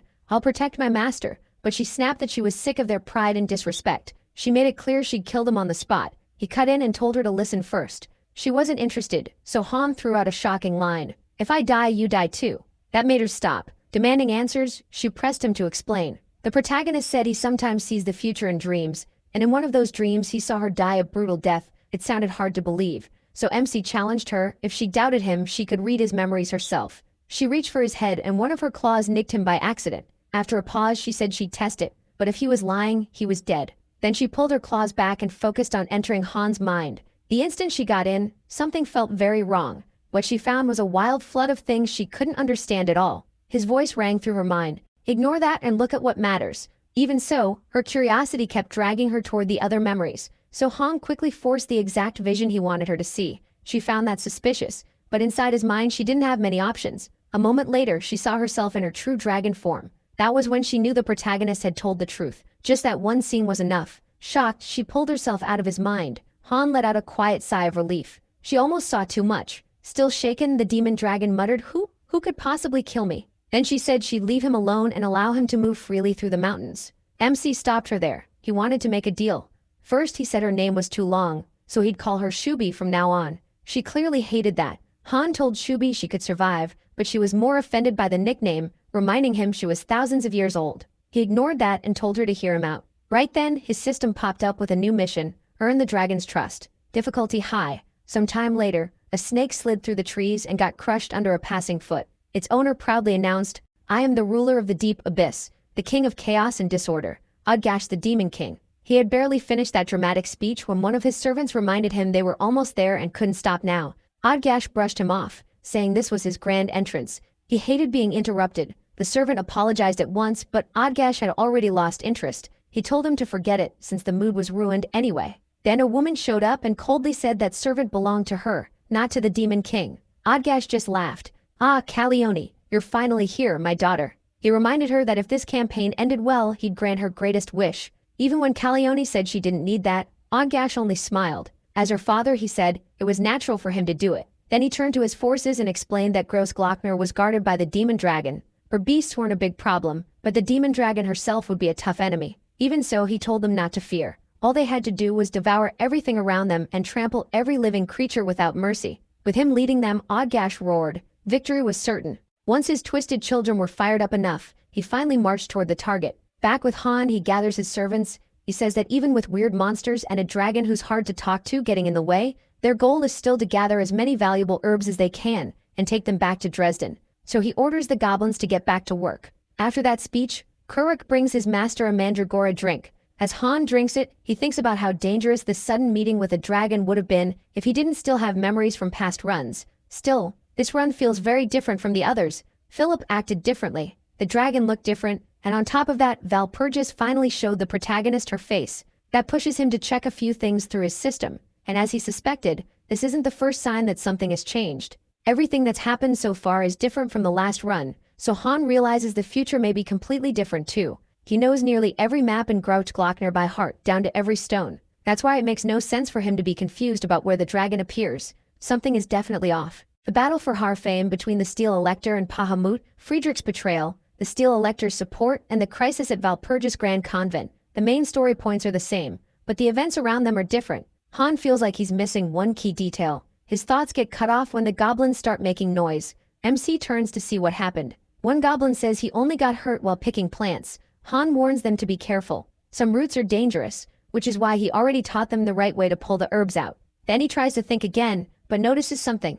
It's a small detail he's only seen in this run. That's when it hits him. As every event in this run flashes through his mind, he realizes that once his position changed, his point of view changed too. Before he was the Steel Elector, the ruler of an empire, even the hero who saved the world. He had the power to match those names. Now he's only a plain mercenary. Compared to his past selves, he has almost nothing left except his memories. But this time, Han also did something differently. He built real ties with people who used to be nothing more than NPCs to him. Even seeing Valpurgis's face made this run feel worth it. In an earlier run, the protagonist would have just paid off Valpurgis's debt and left. He never knew the full story back then. As he keeps thinking, Han finally realizes the changes began after he met Aquila. More exactly, it started when she gave him the missing clue needed to find the game's true ending. A new hidden space was created, and with it, a new version of himself. Now it all starts to click. MC believes Aquila is behind everything. Seeing his master act strange, Kururak asks if the drink tastes bad. Before Han can answer, a loud crash sounds nearby. Shubi appears. She says everything he told her was true. The protagonist answers that it's all thanks to Aquila, though the demon dragon has no idea what he means. He goes on saying Aquila has made this game even more interesting than before. Shubi admits she still doesn't understand a word he's saying. Han doesn't care. He declares that he'll show Aquila he knows how to enjoy this world. From now on, he'll do whatever he wants, because a new strategy starts now. Everyone watching him is left completely confused. Meanwhile, Ajesh is tearing through everything around him, showing off just how overwhelming his power is. His whole army cheers and praises his strength. Then his daughter suddenly senses something coming. Ajesh wonders if it's the demon dragon, but when he first looks over, he only sees a human and a goblin. He scoffs at that until his daughter points out they aren't alone. A huge roar follows, and Ajesh's eyes light up. At last, the one he was waiting for has arrived. Shubi glares at Ajesh and his army, ordering them to leave her land. Ajesh says he's been waiting a long time for this moment and came here for her. He even offers her a deal, but Shubi shuts him down right away. She looks to Han and gets his signal. That's all she needs. She gets ready to fight and dares him to attack. Only then does Ajesh realize he'd been talking to himself. She hadn't listened to a single word. Shubi suddenly grabs Ajesh and carries him off, leaving the rest to MC. Han expected Ajesh to invade, but not this early. He could just ignore him, but then he sees the Demon King's side, and standing there is Lady Calione, the greatest beauty on the continent. For him, that's reason enough to pay attention. She takes off her helmet and steps forward at the head of her troops. The moment Han sees her, he remembers something important. Depending on the player's choices, Calione is one of the most dangerous characters in the game. She can become either ally or enemy, and she's even stronger than Bahamut. There's a reason they call her the Ice Queen. The protagonist decides he has to recruit her for his future plans no matter what.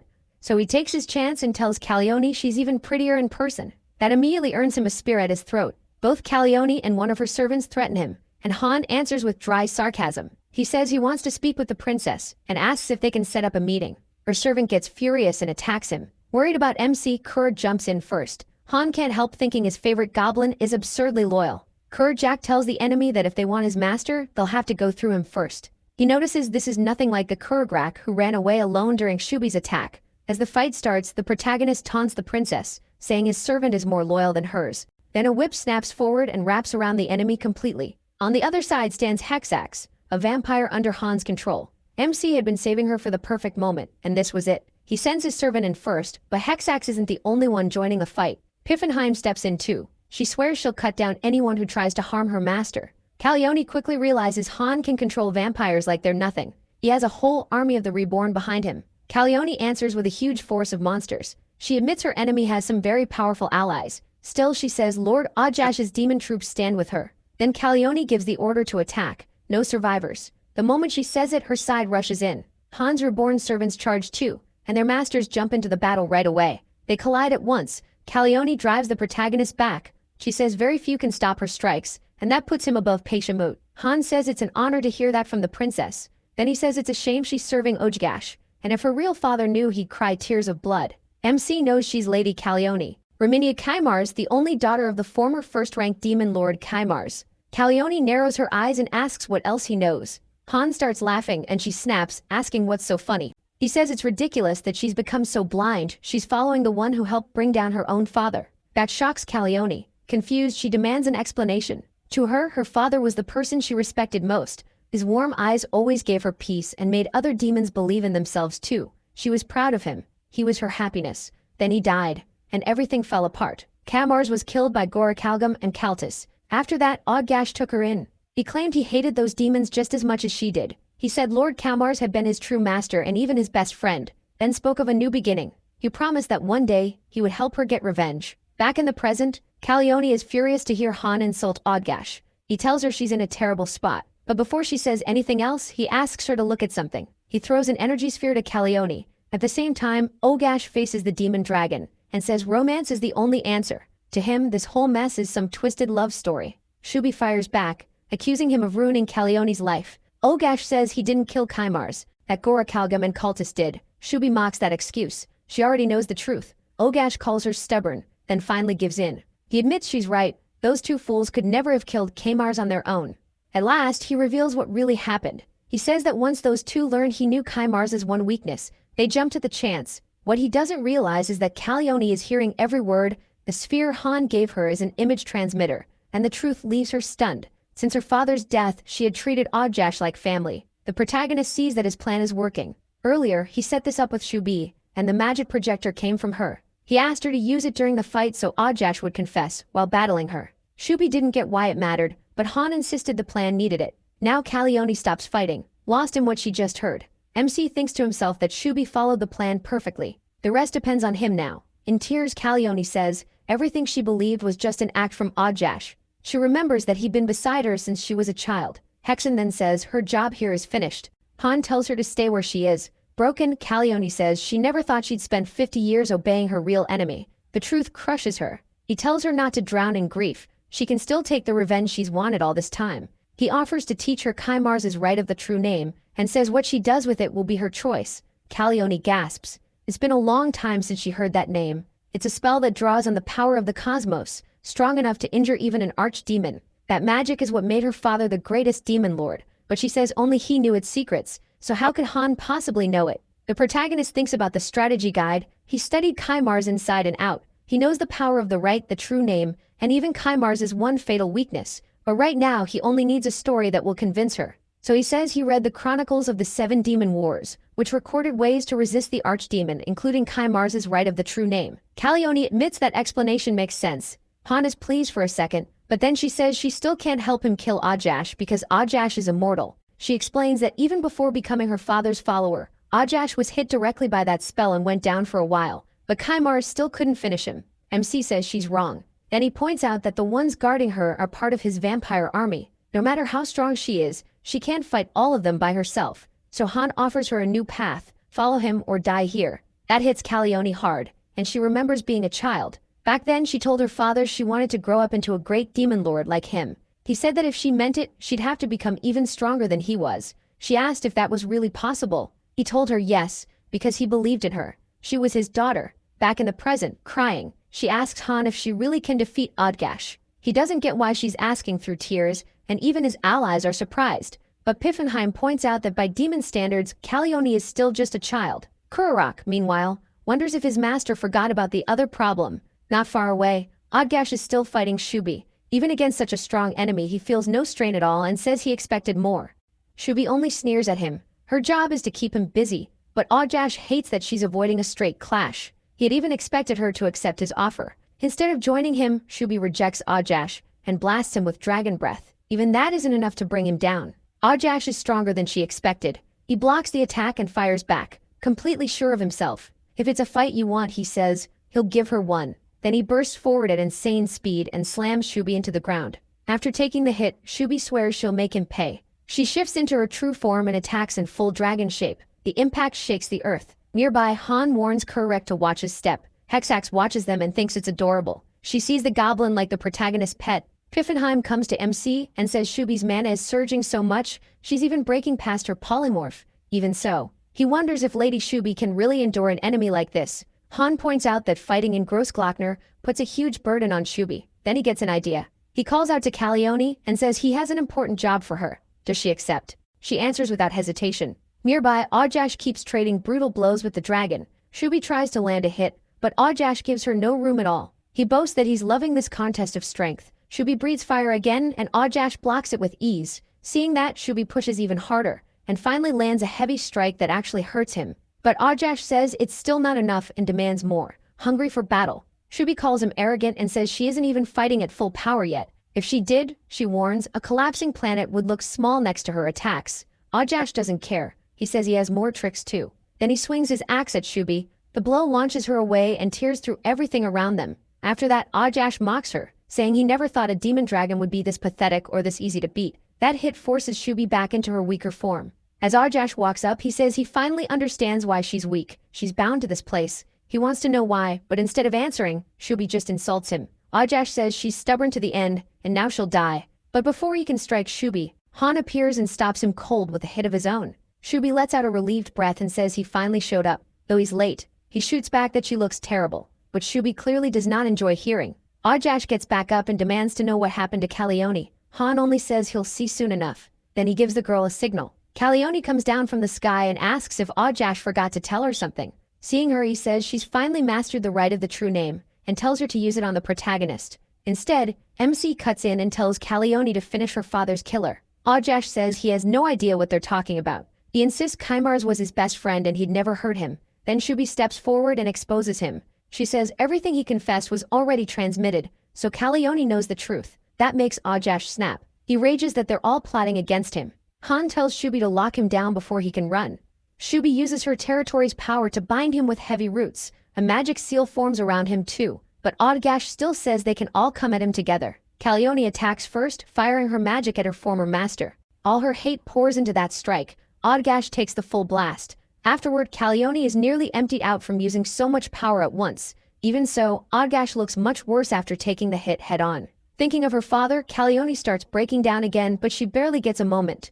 Ojash is already standing back up. That catches her completely off guard.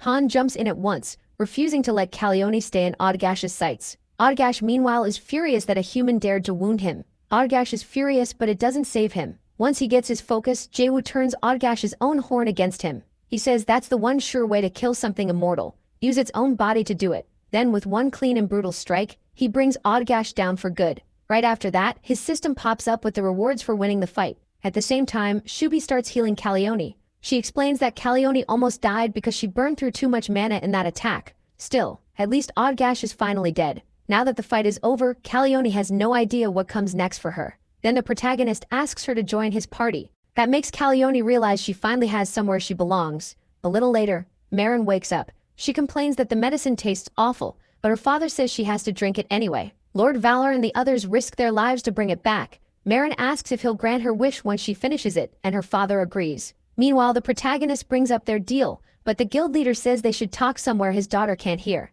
Once they're alone, the protagonist asks if the debt problem has been handled. The guild leader says the debtors are fighting it hard. The protagonist asks why they're making such a big deal out of it. The guild leader says it's probably because of the Elector of Saxony. Earlier, the Elector met with the guild master and said those debtors were big spending VIP customers, so he didn't support the arrangement. He also reminded him that their guilds had been friendly for a long time, and said that if the merchant set up a meeting with the Elector of Saxony, he could change everything in their favor. Han Jaewoo figures out what's going on. They're panicking because if the debt gets settled, the merchant may lose his tie to Saxony. That also explains why those lighter bastards were acting so wild. If this were only the Emperor against the House of Bern, things would still be even. But once the Elector of Saxony gets involved, it becomes far more dangerous. Now he sees why Valpurgis is so worried, and starts looking for a way to help her. Noticing his concern, the merchant suggests trying a different way out of this stalemate. Han Jaewoo ignores that and asks the merchant a different question. Is he good at negotiating?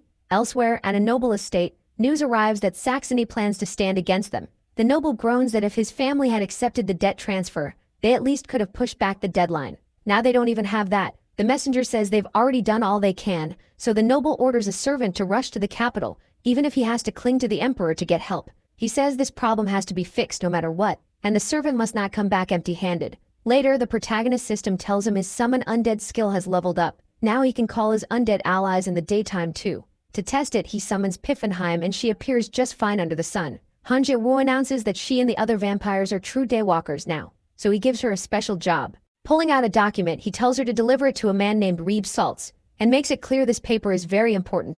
Because of that, she has to be extremely careful with it. Soon after, the guildmaster arrives and says everything Lord Valor asked for before leaving is ready. He shows off a grand carriage made by a master craftsman. According to him, only a handful of nobles own something this fancy, and he got it through a connection at a client's company. He also added money for the herbs and extra travel funds, so Valor should be fully covered. Still, he has to ask what the protagonist plans to do with something so extravagant. The protagonist just grins and says maybe he'll use it to smash the heads of the people who oppose their deal. Then Marin comes out to say goodbye. The protagonist reminds her that even though she's feeling better, she still needs to take it easy for a while. Marin says she has something for Valor. A moment later, she plants a kiss on his cheek, leaving everyone there completely shocked. Marin simply says it's her thank you gift. After saying goodbye, she and her father head home. On the way, Marin reminds him about the promise to grant her one wish. Then she reveals it. She wants to become Lord Valor's bride. She says she fell for him the moment they met, and her father is clearly not happy to hear that. Far from there, the protagonist and his group keep traveling.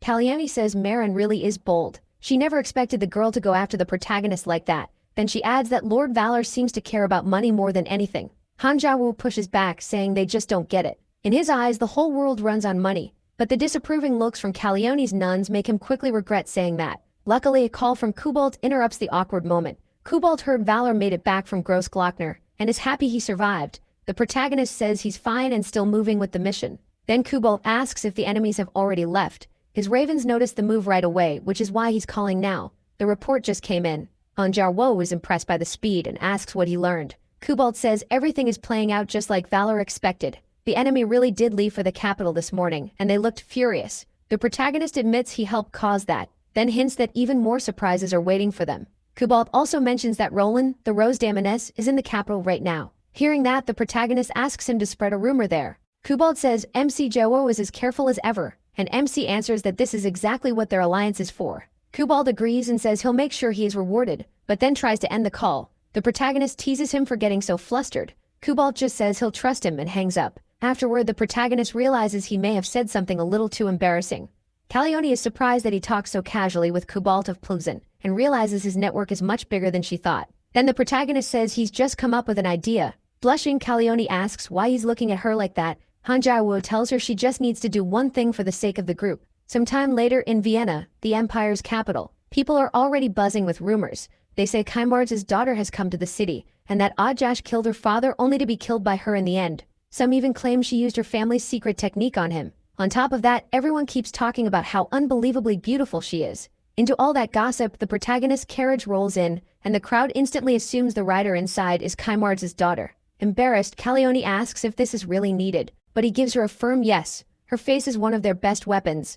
Kalyani shoots back that the only weapons she knows are swords and axes. He tells her someone wearing a dress that beautiful shouldn't talk so rough. She admits she hates this attention and feels awkward with everyone watching, especially since she doesn't even know proper noble manners. Han Jae-woo tells her it's simple. Rest one hand lightly against your cheek and place the other over your folded knees. Then put on the most charming look you can manage. If she does that, he'll handle the rest. Annoyed, Kalyani reminds him she's a commander, someone who wears armor, not dresses. Acting like this would ruin the image she's built as a leader. The protagonist calmly says she's free to leave the team and go her own way. But if she wants to stay, she has to follow his rules. Backed into a corner, Kalyani gives in. She follows his directions and lifts one hand to her cheek while setting the other over her folded knees. Then comes the part that matters most. She puts on a soft, enchanting look that shows off her stunning beauty. The second people see her, they're speechless. Even though she's dying of embarrassment, Kalyani holds the pose. Before long, men all across the city are praising her, and the strength of that reaction leaves Kalyani genuinely shaken.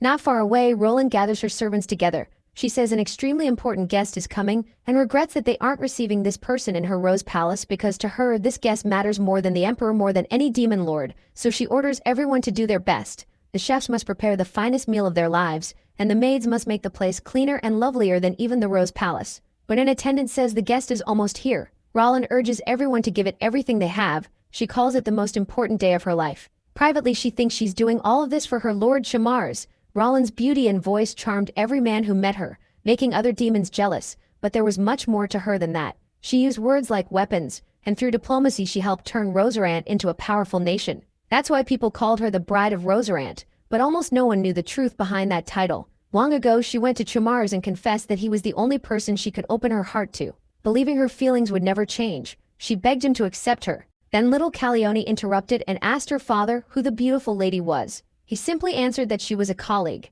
Calione then offered Roland a gift, saying she had made it with her uncle Adjash. "Because you're so pretty," she said, "I'll give you the best cookies I made." At that moment Roland understood why Kamars had turned her down. His heart already belonged to someone else. After that she asked Princess Calione if one day the girl might name a castle for her. She said it would be a great honor if Lady Calione chose the name. Moved by Roland's beauty, the princess gave her one. Roland loved it, and later built a grand castle, using the name the princess chose. Now in the present, Roland and Calione finally meet again. With Lord Chamars gone, she said, the first thing she wanted was to meet his only living relative, his daughter. Then she dropped to one knee before the princess. Calione was clearly taken in by how much had been prepared for her. Roland let out a small sigh. If this were the Rose Palace, she said she could have served something even grander. But Calione told her this was already more than enough. Roland also thanked Lord Valor for bringing back the princess.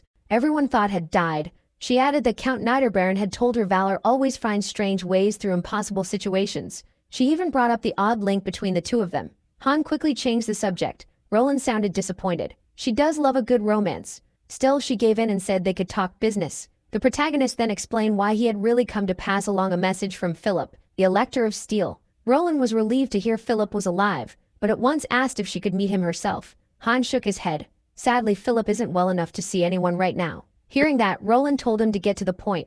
MC delivered Philip's words. He can't move openly for now, so he has named Valor Stead. Valor has stand-in with full authority, and he asks for your help, Roland, to recover the pulse soon. Even if I have to bend the truth, he thinks, I need Roland on my side. Since Margarita was cursed by he who squats in the grave, Pezimet is clearly getting help from the Great Lord too. Margarita alone won't be enough to stop him, and I can't kill someone protected by the Great Lord myself. That's why bringing Roland in matters so much. With her help I can crush Pezimet. After that, Han finished Philip's message. Roland had listened closely to every word. Then she said she'd agree on one condition. She pointed out that Lord Valor should already know the trouble she's dealing with. The protagonist understood she meant the economic blockade. So Roland pressed him. If Lord Valor truly speaks for His Highness, then the Emperor can't just brush aside your words. Han told her not to worry. He said everything was already in place. At the same time in the Imperial Palace, a desperate servant begged the Emperor for help, but was turned down on the spot. Emperor Franz IV said he was sorry,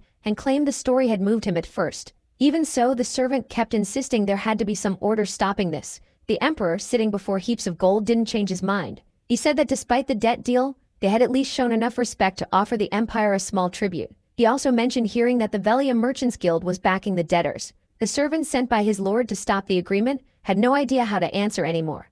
Soon he would have to return to his master and admit he had failed. Just then a soldier arrived with news. Lord Valor has come, your majesty. The Emperor ordered that he be let in at once. Entering the hall, Han bowed and said it was a great honor to stand before his majesty. He introduced himself as Valor, and offered his service to the Empire. The Emperor said he'd been expecting him, then told him to ignore the other man. He's just a messenger boy, he said. Han then asked to speak with the Emperor in private, and after some reluctance the Emperor agreed. The noble's envoy was thrown out right away. Even as he was removed, he kept begging the Emperor to think again. It changed nothing. Worse still, MC smiled and waved as the man was dragged off. That only made the young envoy burn with anger. Far from the capital, at Odgash's castle, the defeated demons told Odgash's daughter what had happened. She exploded with rage. She reminded them she'd wanted to go too. If I'd been there, she snapped, I would have done far better than Calione. While she was fuming, a servant rushed in with urgent news, but she was too angry to pay attention. The servant finally forced it out. The Emperor has placed our lands under economic blockade.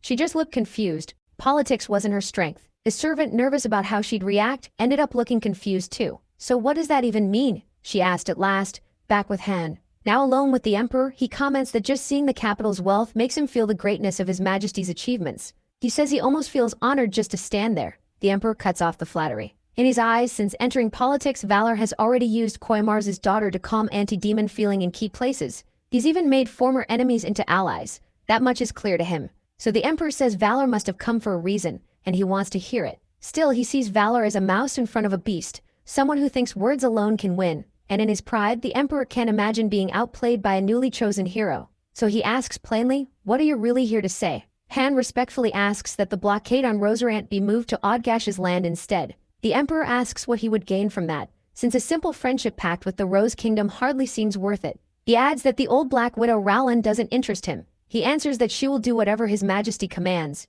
Then he shows the Emperor a document, and that finally catches his attention. It says Rowland herself agrees to pay 10,000 florins each year. Even then, the Emperor asks if there's any proof it's real. Han explains that Odgash is now hated more than anyone else on the continent, so if the Emperor blocks the Demon King's territory, the whole world will praise him for it. The Emperor admits Calione is interesting, but says that's still not enough. Politics, he says, isn't ruled by feelings. Annoyed, Han thinks that logic didn't matter when Rosarant was blocked, just because Roland refused tribute. Then he speaks again. Odgash died in the last Great War. Now his followers are getting ready to fight the demonic dragon. The danger is still there, and the Empire's people are afraid. So now is the time to act. The Emperor says Valor really does know how to talk. Han thanks him though, inside he knows that's not true. What he really has is a power that makes people believe him. He says he only wants to repay His Majesty's favor with a small gift. That answer only angers the Emperor. He says he won't be fooled by sweet easy lies, and he demands to know if Valor dares test the patience of the ruler of the continent.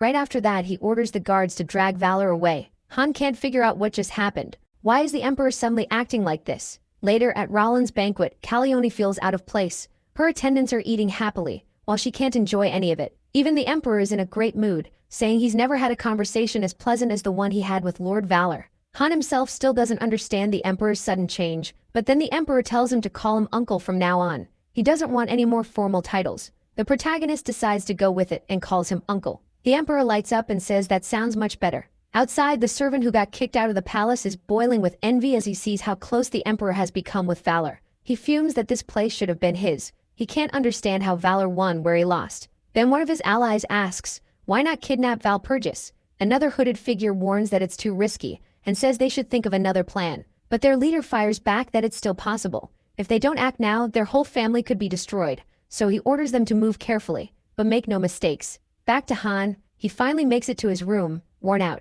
Calione tells him that's what happens when he drinks every cup put in front of him. MC laughs it off and calls it socializing. He says he used to survive 7 rounds easily, but now he only wants to sleep. Before he can rest, Kubal contacts him and says something terrible has happened. Han, groaning with a headache, tries to brush it off, but Kubal won't let him. This isn't a joke, it's about Valpurgis, and Valor needs to take it seriously. At that same moment in Odgash's castle, the Demon King's daughter says there's no time to hesitate. She wants revenge for her father at once. This is Margaret von Tash. She swears that to avenge him she'll even devour the demonic dragon if she must. Then she orders every fighter ready for battle to prepare for war, and to train without rest until all of them are ready. She wants to march to Grossglockner as soon as possible. Her servant carefully suggests she shouldn't rush in so blindly. He explains that the Emperor has already placed that area under blockade, and Valpurgis recently brought St. Margaret back to life. On top of that, Rosarant's blockade has been lifted, so Rowland won't stay quiet either, which makes their situation even worse. He urges her to move carefully before putting any plan into action, but Margaret von Tash won't hear it. She says nothing will stop her, least of all the weak. Meanwhile, Valpurgis is being held captive. She demands to know why they're doing this. One of the plotters tells her their goal. They plan to pressure the Emperor. He boasts that their fortress is surrounded by a lake and nearly impossible to break. Even if the Borns attack, he says, they won't bring it down. In his mind, the plan can't fail. Valpurgis mocks them, saying fools who trust walls and gates won't be saved by them. Annoyed, the man snaps at her to shut up. She's far too loud for a hostage. Then he sneers, waiting for that bastard Valor to save you? Just thinking about the shame Valor caused him makes him even angrier. Valpurgis shoots back that he'll be even more ashamed once she gets free. The enemy tells her she can't do anything like this. She's completely alone. Then another conspirator rushes in and warns them they're under attack. Outside, Han's group has already surrounded the place. Haxic reports that every unit is in position except Piffenheim, who's handling a special task. They can strike whenever he gives the word. Even Kururak asks if he should join the attack. The protagonist tells everyone to be quiet. Their mission is to rescue Valpurgis and wipe out Ritter. They've gone too far. He says he would have ignored them if they just stayed out of the way. But now he'll finish this hunt to the end. They launch the assault right away. The protagonist tells Hexic to take one side while he takes the other. Kururak begs to stay with his master.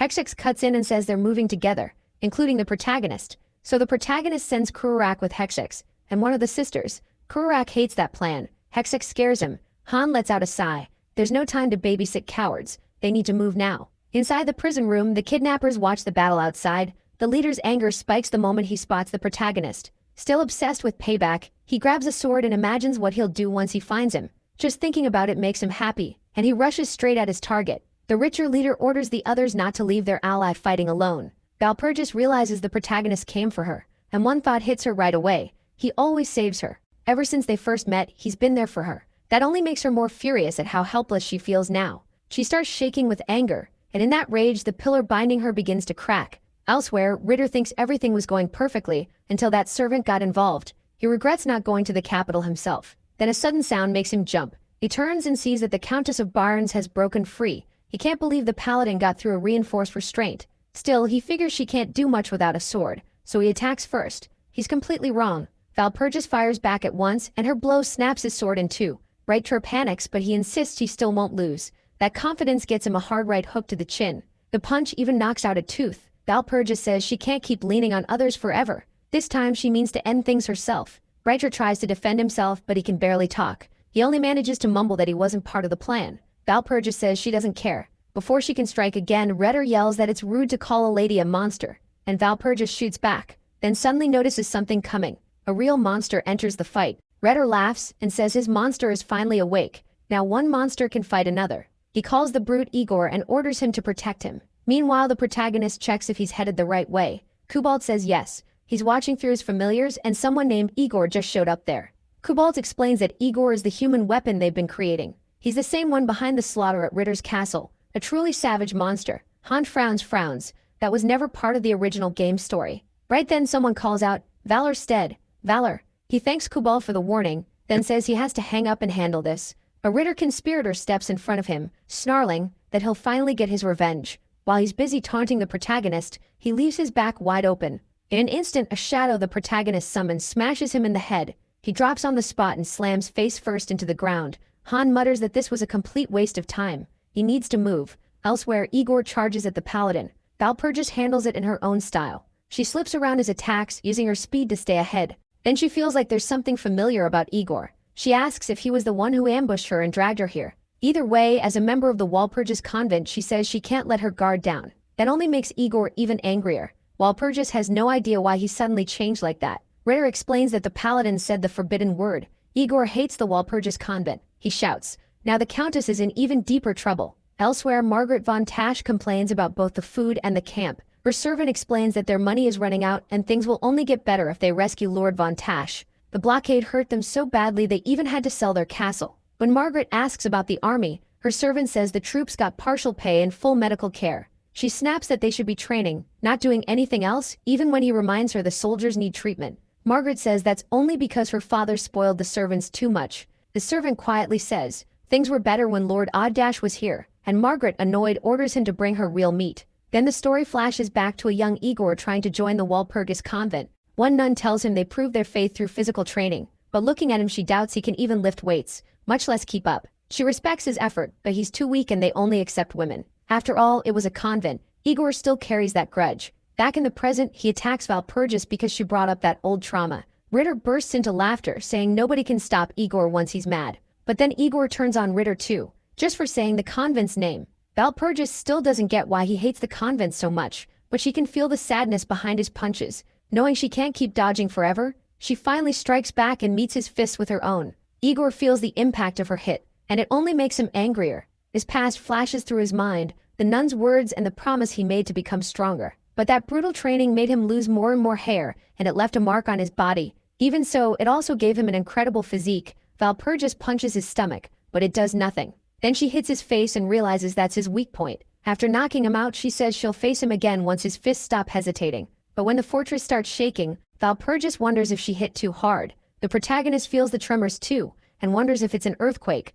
A second later, the ceiling above him collapses and nearly buries him. He reacts fast with his magic sword, cutting through the falling rocks before they can land. Even so, the collapse wrecks a huge part of the castle and blocks his way. He says he doesn't have time for this. Just then Kubalt calls and says Walpurgis is safe, but the room she's in definitely isn't. He sends a bat to guide him, and tells him to save her and get out fast. At the same time, Walpurgis knows Valor must be coming and decides she has to find him first. She still wants to say what she couldn't tell him before. But while she's distracted, a rock almost smashes into her head. Then the protagonist arrives and cuts the stone in half. Valpurgis is thrilled to see him again. Even in the middle of danger, he feels the same. Then he notices a fallen enemy and asks who that is. Cobalt's bat cuts in, saying there's no time for questions. The whole place is about to fall apart. So they run, and Walpurgis is shocked that someone so huge can fit inside a tiny glove. The protagonist had stored Igor in his inventory because he didn't want to leave him behind. He never says it out loud, but Walpurgis can tell Valor has a kind heart. While they're escaping, she says there's something she needs to tell him. Han says it can wait until they're safe, but the Countess insists it's important. Then she reveals that Walpurgis isn't her real name. Her true name is Chartier. The protagonist says it's a beautiful name, but then realizes they may not make it out in time. Walpurgis sees that too, but debris suddenly crashes into her. Han tries to stop it, but he gets hit as well. The bat panics, but the protagonist says he's still alive. Even with the ceiling coming down, both he and Walpurgis barely made it through. They quickly realize they're both safe. Hax shows up, and the protagonist says her timing couldn't be better. He uses her wings to get out of there, reaching for Walpurgis's hand. Hax warns that the whole place will fully collapse in 5 seconds, and he desperately tries to pull her free as fast as he can. But Walpurgis struggles to keep hold of him. Then the castle finally gives way. A giant cloud of dust bursts out over the area. Still, everyone escapes just in time. And after telling the protagonist her real name, her feelings for him grow a lot stronger. Another glowing message appears, saying her affection for him has risen a lot. Hexex carries him through the dust as the fortress falls apart below. Looking up at him mid-flight, she says he'd barely made it. 1 second later and they'd all be dead. He steadies himself and says he's just glad he got there in time. Hexex then mentions that her lord has a call. He glances over and says it's Cobalt. He answers with a greeting, but an angry voice screams his name.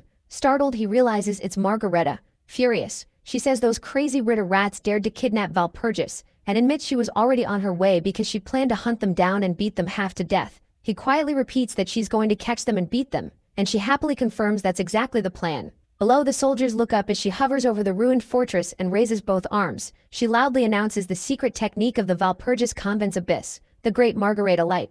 Then she unleashes supernova, and a blazing pillar of light crashes down, blasting up earth, bodies, and stone, standing in the smoking crater glowing gold. She laughs and declares herself unbeatable. Watching from above, he gulps and decides he should avoid making her mad for a while. By the next morning, at the government center of Niederbayern and Landshut, Walpurgis's villa becomes the meeting place for Chartier, Margareta, and Valor. Soon a carriage rolls in, and armored men in dark blue cloaks step out and form neat ranks. Margareta whispers that the guest has arrived. She calls it another dramatic entrance, while Valor stares at the wall of armor and says these soldiers look even more heavily equipped than the Emperor's elite. Then a tall blonde noble walks forward beneath the banners. Maximilian, Prince Elector of Bayern. Walpurgis breaks formation and rushes into his arms, calling him uncle, and asking if he's been well. He pulls back to check her over, asking if she's hurt, and saying she has no idea how worried he was. Flustered, she says she's fine, and that Valor kept her safe. His eyes shift to the one who saved her. Then his tone turns sharp. He says Valor Vapor,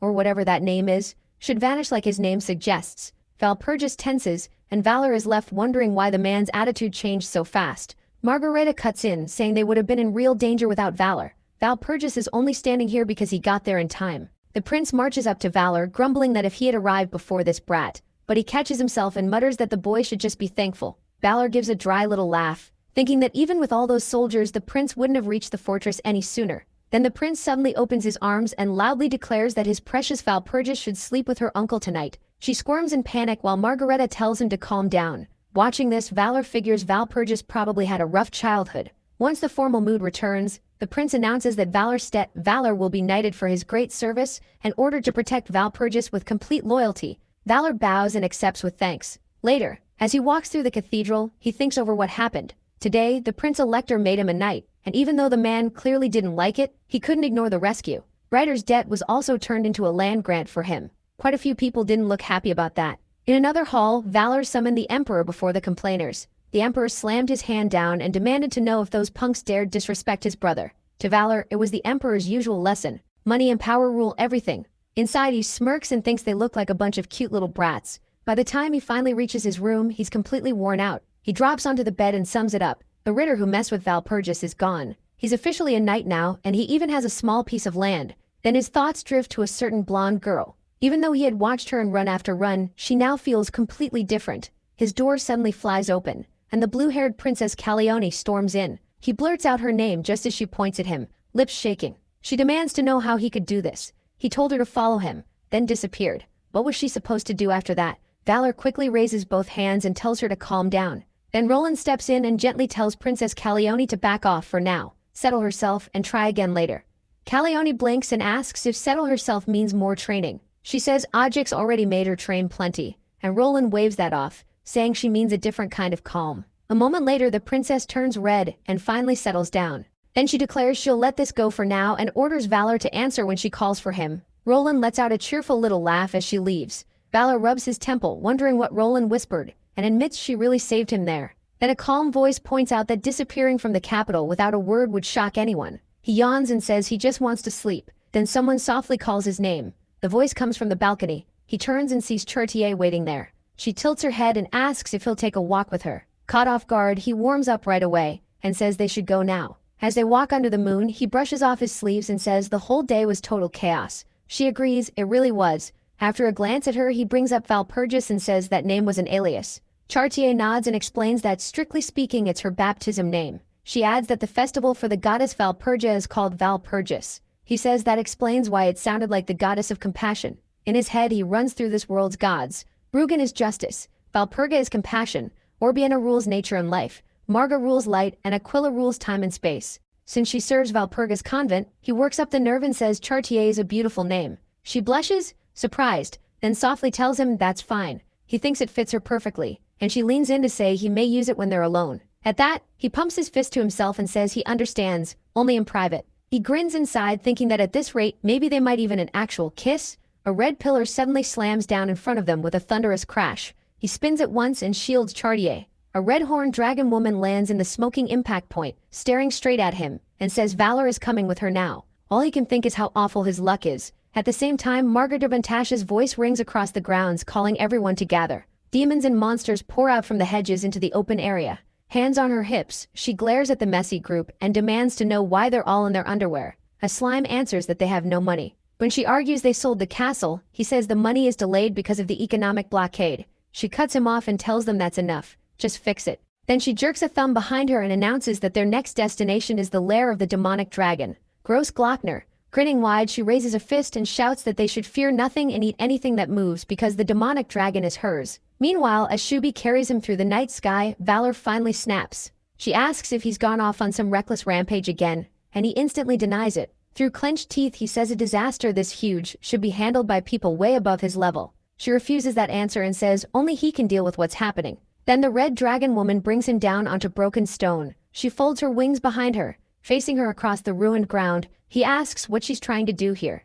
She narrows her eyes, still focused on the strange power that rose from him a moment ago. To herself, she thinks he's crafty enough to even play with Agash. Old memories keep surfacing, and what she saw long ago convinces her it can only be him. She steps closer, then presses a finger to his forehead. He flinches and demands to know what she is. Calmly, she asks if he can hear her voice. He says yes, clearly. She replies that that's good, and declares that from this moment on, they will form a pact called the Soul Oath. He repeats the strange term in disbelief, and asks what that even means. She explains that they must put up their souls as collateral to protect each other's secrets. For a pact like this, she adds, they need a dangerous being as witness. He repeats that part and asks what kind of dangerous being she means, then wonders if she plans to call the Grand Lord of Darkness. One look at her face tells him he guessed right. That makes him careful. Last time he dealt with Margarita, he only lived because she had an angel's heart. So what chance does he have now? Raising a hand, he asks what happens if he refuses. She repeats the word refuse, and purple power swells around her. The pressure slams into him,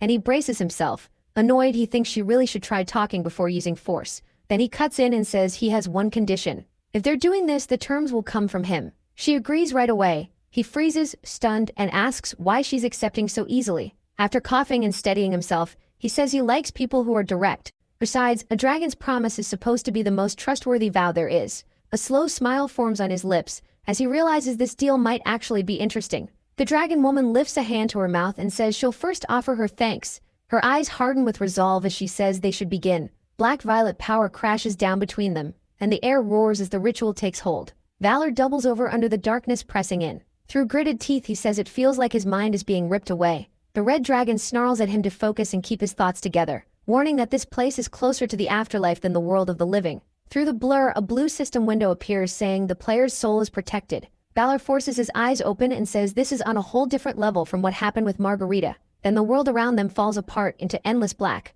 Valor walks into the void and every step comes back to him in hollow echoes. He He studies the emptiness around him. The dragon's voice cuts through, saying, "There's nothing here." She calls out, "Valor," as if trying to keep him grounded. He looks at her and asks what's wrong, saying that expression doesn't suit her. She stammers that he suddenly seems different. He brushes that off and says they should stop wasting time and finish the ritual. She agrees, then turns away, sets her stance, and starts the invocation. She calls to a being darker than darkness and deeper than the abyss. Then she says a small, insignificant being humbly seeks an audience and calls on the great boiling abyss. Silence answers. Valor hesitates and asks if that was it. She immediately says someone is coming. A ripple spreads through the black like disturbed water, opening into a growing vortex.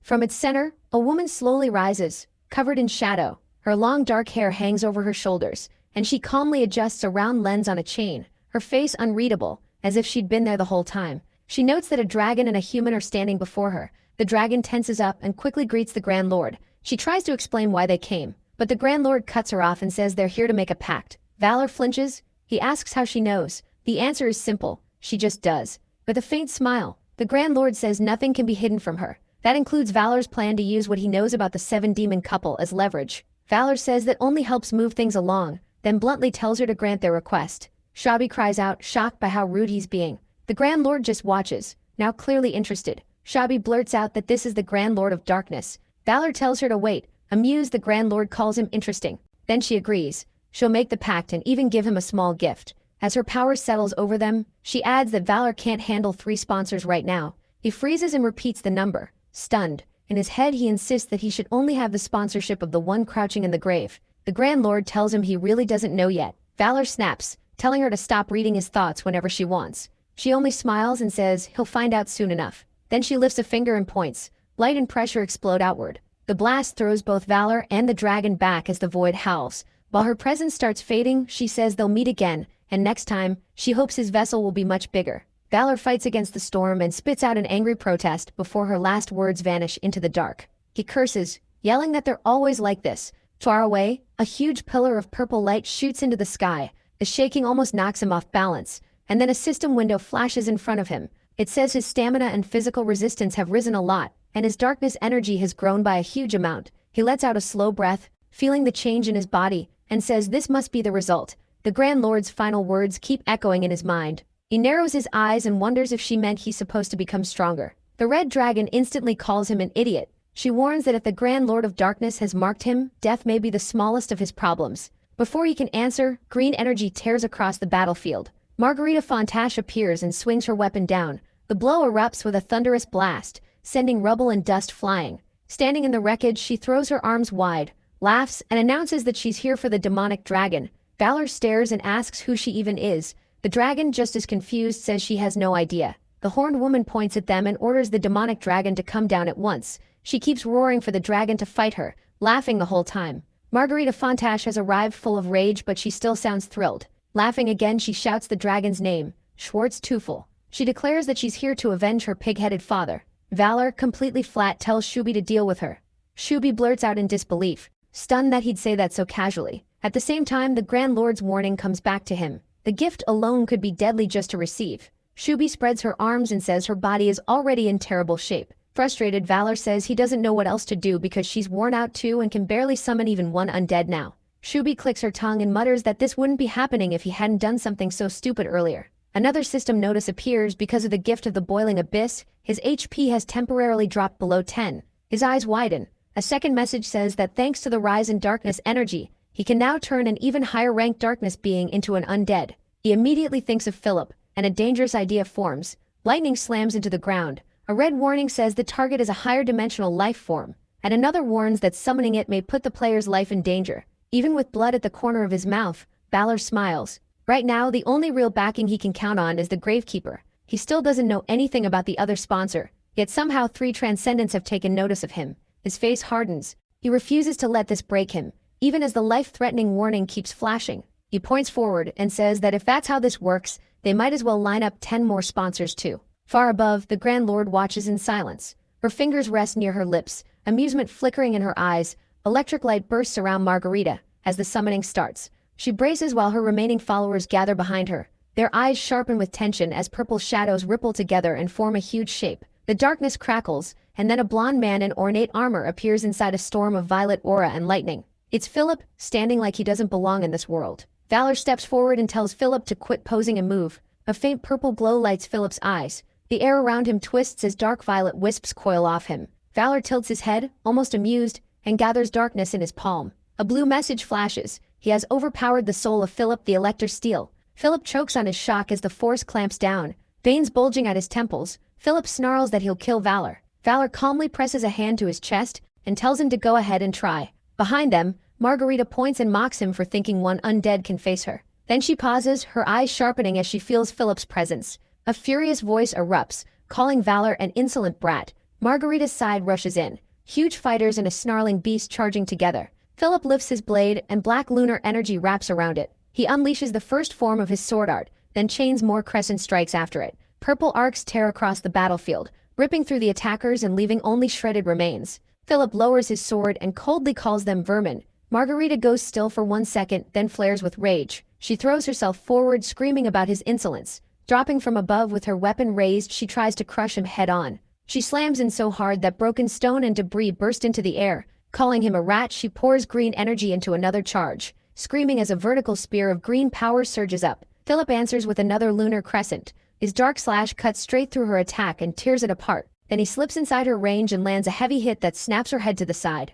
As she staggers, he says she's just vermin living off brute force. Margarita tries to steady herself, blood on her lips, but Philip hits her again. The blow crushes her posture and sends her skidding across the shattered ground. One of her companions panics and cries out for Lady Vontash. From the side, Shubi watches in silence before asking Valor if Philip really tore off the arm of the Pulse Elector. Valor says yes. A faint smile touches Philip's lips. Valor then remarks that kind of brutality fits vampires better. Margarita crashes down near the shaking green slime. The creature rushes over and anxiously asks if she's okay. Even bruised and bloodied, she insists this much is nothing. Philip walks toward them, his presence heavy. The slime urgently warns that the undead is too strong and begs her to retreat. Margarita forces herself back up, blood still on her mouth, and refuses. She snarls that those bastards killed all her subordinates, the very ones her pig-headed father left behind. Purple energy coils around her as she steadies her breathing. Jaw clenched, she decides she has to surpass her father. Philip closes in a flash of gold and black, his blade and aura dropping like a falling star. A heavy round-bodied armored follower jumps between them and urgently tells her to run. Margarita reaches for him, but Zaguro suddenly knocks her out and hands her to the slime. The slime understands at once, carries her away, and tells him to survive and come back. Philip floats forward with a bored look and says the ridiculous creature isn't completely useless. The armored undead braces himself as Philip's shadow falls over him. Just before the killing blow, Valor cuts in and orders them to stop. Arms folded, he calls Philip by name and tells him to spare Zaguro. Philip pauses. The armored figure stays crouched, waiting. The killing intent eases as Philip obeys and turns away. Standing beside Valor, Shubi asks why he'd spare someone like that. With a faint smile, Valor says he doesn't kill without a reason. He adds that the one he spared could be useful later. Elsewhere, under a blood-red moon, a blonde woman staggers through the dark while hooded figures close in around her. A system title identifies her as the Protector and Peerless Swordsman, Falk. She grips her sword with both hands and rushes forward, cutting down her attackers as steel clashes and blood spills across the ground. Falk swings again, shouting through the strain as she forces a path open, but one attacker slips behind her and drives a weapon into her back. Her body jerks, her eyes going wide as the blade sinks deep. Red alerts flash everywhere in her vision. Then a final system notice appears, declaring that Protector Peerless Swordsman Falk has been Zaguro, trudges out of the dust. Someone realizes he's still alive. Still standing, he reaches a metal hand toward Margarita to check on her. She smacks it away at once, her face burning with anger. Margarita snaps that if he hadn't stepped in, she could have surpassed her father right then. The green blob nervously calls her lady while she struggles to calm down. Then Zaguro takes off the helmet. Inside the armor is a small purple-haired girl, relieved that her lady made it out alive. The green blob quickly explains that Zaguro wasn't trying to disrespect her. She only acted because she truly wanted to protect her lord. Margarita glares, bruises dark on her cheek, then finally lets it go. She says she'll allow it this one time, and they'd better remember that. Zaguro thanks her, and the blob hurriedly says it's good. The issue is over. Right then, red system errors flood Valor's vision. The message says Guardian Peerless Swordsman Fofs has been killed. Valor jerks in shock, calls for Shubi, and demands to know if a Guardian really just died. If she knows anything, he wants answers now. Shubi goes tense and asks if the Guardians are tied to the seal. Valor only stares, confused by the sudden question. Without explaining, Shubi grabs him and tells him to come with her. She drags him down a steep rocky path. They slide through trap after trap, crashing deeper into the underground. While they're still sliding, Valor complains that she could have explained first, instead of dragging him off like this. He asks what is going on, but Shubi just keeps pulling him ahead and tells him to hold on a little longer. A moment later, they reach a sealed chamber. Before them is a huge locked gate, chains wrap all over it, and green fumes leak from the cracks. Shubi reminds him she once mentioned something connected to the world's survival. This is what she meant. She says it plainly. If this seal breaks, the world ends at once. Then she says she's going to open it. Alarmed, Valor asks if something even worse could really be locked behind it. The chains begin to shake and shift with a loud metallic grind. Green poison gas bursts out. Valor stumbles back, coughing, and asks what kind of poison this is. A system message says the player's soul is protected. Through the gas, he catches sight of what's inside and reacts like he knows it. Another heavy clang echoes as the seal moves again. Shubi glances back and asks if he understands now. She explains that what's sealed here is a piece of a body. It belongs to the Grand Lord of Darkness, thrashing death. She adds that the seal has been weakening for the last 6 months. Valor repeats the time in disbelief. It matches far too well with when Philip died. He remembers the warning about going against the world's will and making the game harder, and realizes that message must have been about this. Shubi goes on saying the Guardian's death weakened the seal even more. So someone must be moving behind the scenes. And she asks how he managed to turn a Guardian into an undead servant. Valor freezes, unsure how to answer without admitting he killed Philip himself. So he lies. He says Philip was already dead when he found him, killed by those strange beings, and that he only recovered the body. Shubi watches him for a moment, then says she understands. Since he's recognized by the Abyss, she'll trust what he says. Valor looks away. No matter what, she says, they have to stop this. In her mind flashes the image of a many-eyed horror. If thrashing death fully revives here, the world is truly finished. Her cold half-lidded gaze doesn't waver. She means it literally. The world will end. Valor crosses his arms and says he gets what she's saying. To him, it's simple. They need to keep this thing sealed. The fragment belongs to thrashing death. Dark forces are trying to break the seal, and the Guardians were protecting it. As he talks, Valor says he's starting to see the larger structure of the game. He looks at his own hand, like he's weighing fate itself, and wonders if this is the game's real ending route. After a short silence, he decides to accept it for now. Just in case, he'll leave Philip there, and Shubi must not destroy him, because he may be useful later.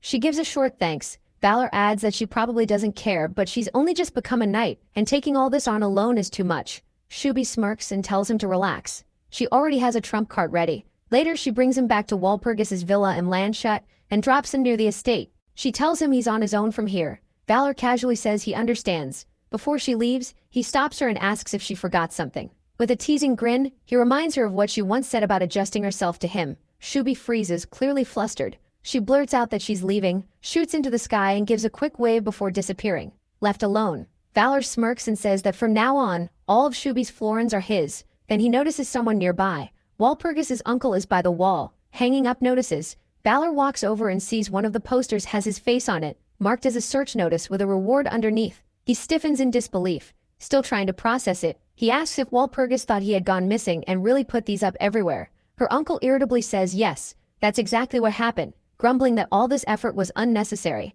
Before the uncle can keep going, Walpurgis rushes over and clings to Valor, calling his name. He quietly repeats hers, clearly caught off guard. The uncle explodes, yelling at her to get off him, and asking what she thinks she's doing in public. Then Margarita storms in and sharply tells the uncle to leave. Valor blurts out Mari's name in surprise. Mari warmly welcomes him back. She jokes that he even got along with a dragon, which is pretty impressive. Valor answers with a smug smile, saying he's still closer to Mari. That throws her off and she awkwardly says he's gotten very smooth with his compliments. Then Valor points out that she's getting a call. Sweating a little, Mari insists she doesn't need to answer it. A loud voice suddenly roars across the courtyard, calling Margarita's name. An angry nun charges straight toward them. She demands to know how the High Abbess can stay on top while dodging strict duties and dumping all the work on her subordinates. Mary, shaking with outrage, argues that if that's how she feels, then the nun should become High Abbess instead. The nun cries out that makes no sense, then throws Mary over her shoulder and carries her off, ignoring Mary's protests to put her down. Valor watches the whole thing with a blank look and says,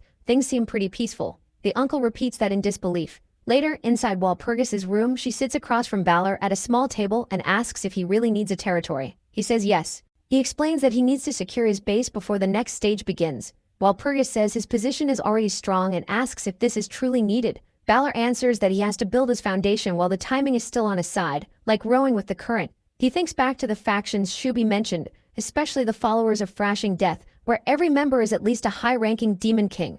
To face that, he needs an organization that won't fall behind. Walpurgis lowers her eyes and sighs, ashamed she couldn't see all his plans. Then she says she understands. Still, she reminds him that the bitter domain he received is in terrible shape. Valor thinks about how Mary already turned it into a total wasteland. While Purgis explains that her uncle put a bounty on the family head's corpse, and that set off a massive search. Then a call signal interrupts them. While Purgis says it sounds urgent and tells Valor to take it, he thanks her and answers. A dark-haired retainer reports in. They found the Lieb's child Valor asked for, but they're still chasing a certain count. Valor praises him, calling him Fenheim, and tells him to keep searching. The retainer agrees, then asks him to wait a moment. Next, a huge muscular man loudly greets Valor, saying he's been living like a wild chief. Valor greets Lieb's child and asks if he's been well. He says he has. He explains that ever since Weitenbeer became a free city, skilled people have been gathering there. He's been busy recruiting allies, and things got much better after the Narhem War. Valor says he understands. Lieb's child complains that even so, too many people are fighting over too little land. Someone nearby tells everyone to calm down and seriously asks where all these people are supposed to live. Another townsman says lines of people are already forming beyond the Rhine.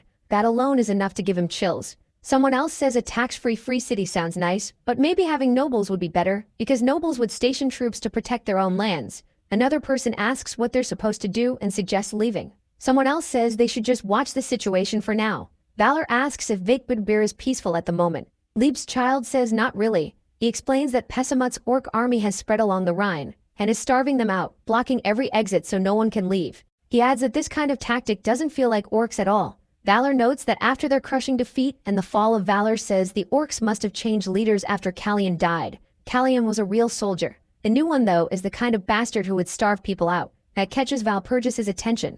She softly calls his name and asks if he's okay. He says he is, and she notices he actually looks pleased. A sharp grin spreads across his face, full of dark excitement. In a hall packed with nobles, an orc lord lifts his glass. A title names him as the orc army's commander-in-chief, Gugashrak. One noble says he expected Gugashrak to take over after Callian died. Gugashrak brushes off the praise. Then the noble brings up a rumor that Gugashrak used the tolls from the free city to support young orcs. Gugashrak says those children are the future of the orc race, and that thought makes him proud. His followers heap praise on him, saying this is exactly what they expect from him, and that his love for his people is clear. The mood shatters when a soldier rushes in, yelling for the general. He reports that posters have been spread through every village beyond the Rhine. Gugashrak demands to know what the fuss is about and grabs one of the posters. The moment he reads it, his face twists with rage. He rips the paper to pieces. He bellows for someone to find out what's happening across the river right away, and a subordinate jumps to obey. Next, the story moves to the free city of Württemberg, where a crowd fills the streets. A hooded speaker says the people have probably already heard troubling rumors. He claims demons are waiting beyond the Rhine, ready to threaten their safety. Then he tells the crowd to look at who stands among them, and accuses some people of working with demons and throwing away the city's safety.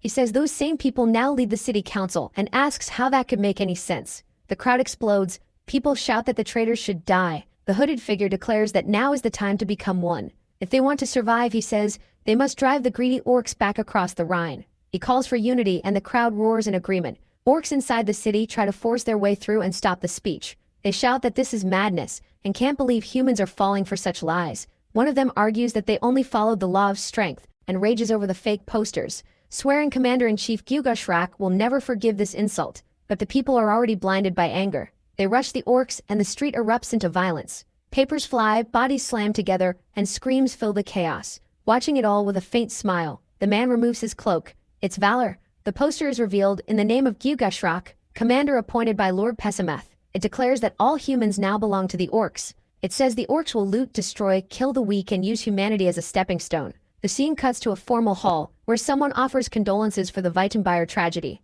He condemns the ignorant people of Weitenbeer for attacking two honorable orc warriors and says they should be ashamed. Prince-Elector Saxon stands before the assembly, stern and unshaken. A public notice spreads under the title Weitenbeer Tragedy. It says that in year 20, the Prince-Elector of Saxon, the empire's highest-ranking figure in protocol, declared the people of Weitenbeer shameful. It also makes the empire's position clear. Weitenbeer will be abandoned, and the mood flips completely. Confetti falls as the crowd shouts Valor's name. Dressed for ceremony, he steps forward while voices cry, "Long live Sir Valor." Valpurgis tells him everyone is welcoming him and urges him to say something. He looks out at the crowd and thinks about how he began as a commoner, and now he's standing here. After everything he went through, he has finally reached this place. Even if he used unrest to get here, what matters is that he rose this high. Then he starts addressing the people of Weitenbeer. Inside he steels himself. This is where it really starts. Then he thrusts his arm up and shouts for everyone to move forward. The crowd echoes him chanting the same words back in rhythm. He throws back his head and laughs, and Valpurgis notes that he looks happy. In just 2 days, Valor of Valors took Weitenbeyer. Later, a feast breaks out. Cups go up and cheers fill the room as Valor raises his own. He tells everyone to relax. They've all worked hard these past 2 days. Then Liebschild hooks an arm around him from behind and calls for everyone's attention. He complains that Valor is talking way too formally and says their main man has somewhere else to be. Valor panics and asks where, but before he can argue, they drag him off at a run. He's pushed into a quieter room, then freezes when he sees Chartier waiting there. She startles, he gets flustered, and he blurts out an apology. Chartier quickly says it's fine and admits she wanted to talk to him. Valor agrees to hear her out. Chartier tells him he's amazing, that he always breaks through problems in ways nobody sees coming. He won't accept that praise. Valor insists he only used whatever he had in the moment. He says it was the same with Philip and the same yesterday too, so he doesn't think he deserves admiration like that. Chartier tells him to stop putting himself down. She points out that he used Weitenbeyer's hatred of half-breeds and won the city's heart in one move. And she says only Valor of Valors could have done that. Modesty is a sin now. He needs to admit his own worth. Valor says he thought she'd hate methods like this. Surprised, he calls her Valpurgis, and she smiles like that answer was exactly what she expected from him. His heart starts pounding when she softly says his name. He answers her, gathering her courage. She asks when he'll finally call her by her real name. The question jolts him. He realizes he's been calling her Valpurgis this whole time. He struggles, then finally forces the words out. Her name is Chartier. Chartier turns bright red, then laughs and admits she's not used to hearing that from someone outside her family. Valor quickly tries to backpedal and says he'll just go back to calling her Valpurgis, but Chartier immediately shuts that down. Still blushing, she leans closer and tells him Chartier is fine.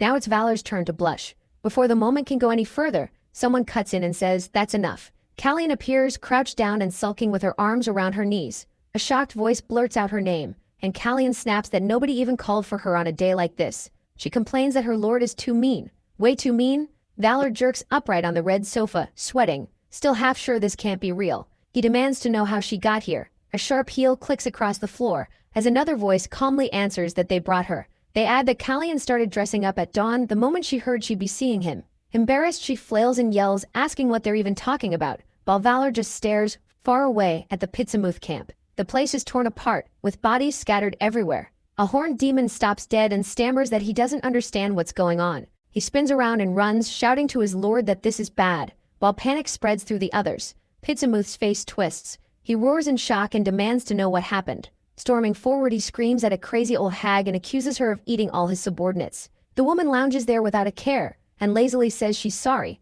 then explains that her kids are still growing. She looks up with a knowing smile, greets him, and calls him her partner. Startled, Valor calls for Roland, and she appears like she was waiting nearby the whole time. With a faint smile, she watches quietly as he approaches. Roland says he already knows Pitsamuth has outside backing. Valor replies that Pitsamuth alone wouldn't be hard to deal with, but the Grand Lord's involvement changes everything. Hearing that, Roland says a new thought about him just came to mind. She says he's like a comet that suddenly appeared out of nowhere. As she names the people gathering around him, she points out how much power has naturally started collecting at his side. After thinking it over, Valor says he feels like he's slowly becoming Philip's replacement. Roland looks genuinely surprised, clearly impressed that he figured that out on his own. Before that moment can settle, Akila steps closer and asks if there's anything more he wants. She leans in until her face is close to his. First she asks if he wants money, then places a hand on his chest and asks if it's power instead. At the same time, Roland appears again among blooming roses and teasingly suggests there may be another answer, if it's neither of those. Completely flustered, Valor hurriedly says that's not it at all. He insists he only wanted to talk business. Turning his face away, he tries to hide how embarrassed he is while Roland smiles behind him. A moment later, Margarita asks if what he wanted to discuss was really business. Akela joins in too, pressing him on what exactly he wanted to talk about. Finally, in frustration, Valor blurts out the truth: he needs support with construction technology. Caught off guard, Roland asks if that simple request is really all he needs right now. Crowded in and held by them, Valor says yes, though it's for another reason too. The scene cuts to a cave, where someone suddenly sneezes. Valor jokingly asks if dragons can catch colds, and she shuts that down right away. Elsewhere, Rambus thanks a man for giving him such a thrilling experience. Before they can keep talking, Valor cuts in and says he has something important to ask. Then he drops 3 huge sacks of coins in front of them. Stunned, Rambus asks what all that is, and if Valor robbed the Imperial Palace. Valor says the money did not come from the palace. It came from somewhere even more dangerous. Sitting by the pile of gold, Rebus asks if Valor is just giving it away. Valor says no, he wants help recruiting people. That answer lights Rebus up. He proudly says this is exactly his kind of job and tells Valor to leave it to him, while Juju quietly starts planning their next step. Then Piffenheim comes up from behind with news. He says he found General Tilly. According to him, the general is staying in Breitnig, and something seems off there. Right then, another voice cuts in, saying she knows the city's count personally. Valor turns and sees Valpurgis walking over to join them. She explains that the count trades with them and even came to her ceremony. Seeing a perfect chance, Valor says he'll head there right away, and tells Piffenheim to come with him. Before leaving, he lets Valpurgis know he's going, which clearly surprises her. After he leaves, she quietly says she thought they might finally get some time together. The scene shifts to a bedroom, where a maid watches over Prince Philip as he sleeps. He tosses in bed, sweating and tense, clearly stuck in a bad dream. In that dream, Philip offers gifts to the Emperor, and proudly speaks of his own achievements. Then the dream shifts. He watches a dark figure move through a bright hallway, and the next thing he sees is Valor holding Valpurgis. Valor declares that he rescued her from House Ritter. The Emperor then announces that Valor will be the next Prince Elector, and Philip breaks down in despair as everything around him starts falling apart. Still in the nightmare, he screams Valor's name and sinks into endless darkness, then suddenly jolts awake. He grabs the sheets in panic and knocks a glass to the floor. Grinding his teeth, he curses Valor as a weasel. He's completely consumed by anger. The scene changes again and someone growls that this time Valor will finally die. A man yells that old Tilly is his and waves a club around. When Valor reaches a forest with Piffenheim, he asks if this is really the right place. Just then, a little boy shows up and asks if they came to see Grandpa Tilly. Smiling, the boy offers to lead them there and Valor and Piffenheim trade a confused look before following. The child runs ahead and loudly announces that Grandpa Tilly has visitors. As they get closer, Valor is surprised when the old man greets him by name. But the second Valor tries to answer, the old man cuts him off and demands silence. Without warning, he yanks a giant fish out of the water. Seeing Valor's reaction, the old man laughs and says someone so famous shouldn't be so jumpy. Then he gives Valor a sharp look and tells him to watch closely. A moment later, he brings the rod down on the huge fish and handles it with amazing skill. As he cleans it in one smooth motion, he happily says they've got a side dish for the day. Watching all this, Valor realizes he's standing in front of a true legend. With the boy clinging to him, the old man is finally revealed as Count Johannes von Tilly. Once Valor understands who he is, he can only stare in awe. Watching the Count with his grandson, Valor quietly clenches his fist and decides he will recruit him no matter what. A flashback explains that Tilly was once a legendary commander. For years, Count Johannes von Tilly led armies and won war after war. But later, he started turning down every offer that came his way. Thinking it over, Valor realizes no one really knows why a man like that disappeared from public life. During the meal, Valor tells the boy he looks strong and full of energy. Trying to move into the real topic, he calls the old man General Tilly, but the Count immediately stands up and says he's leaving. Seeing that, Piffenheim says the man clearly has no interest in listening. The boy then asks if they came to flatter his grandpa, just like everyone else. Valor turns to the grandson and asks if he knows anything that could help. The child holds out his hand and says information costs money. Nothing in this world is free. Right then, an annoyed old woman comes in, demanding to know why they came back again. The grandson says the visitors seem decent and asks her to tell them Tilly's story. She studies the two men with open suspicion, then asks if they can keep a secret. Valor answers at once that they can. After that, she starts telling them what happened. In the flashback, Tilly rides beside a woman near a river,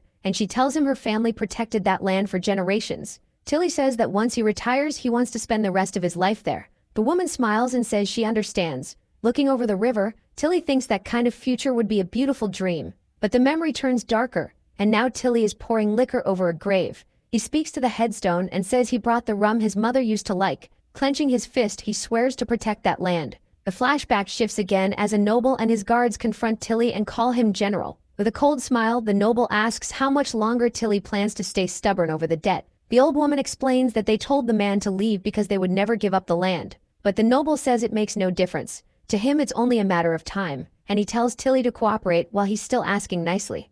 Back in the present, Valor realizes this goes much deeper than he first thought. Then he smirks and says debt actually makes this problem much easier to fix. The scene moves to a mansion, where the Count of Braysnake stands on a balcony with a drink, bitter that the prince barely notices him anymore because of Valor. Then he comes up with an answer. He'll secure that land for the prince. At that exact moment, a maid rushes in and warns him that someone has broken into the estate. Then Valor appears right in front of him, making the Count scream his name in shock. Valor grabs him and mocks him as a spoiled mama's boy, leaving the Count totally baffled. Pointing at him, Valor says he isn't doing this just for himself. Hearing the noise, the maid decides to run out and warn the others. But before she can, Piffenheim appears in the doorway with a terrifying look. She freezes in place, staring at him in shock. As she's about to scream, he silences her and warns her not to make a sound. Meanwhile, Valor tells the Count this is a once-in-a-lifetime chance for both of them, then asks Piffenheim to explain their side. While holding the maid back, Piffenheim speaks up. He says the Count and the Prince are closely tied. Still trapped in Valor's grip,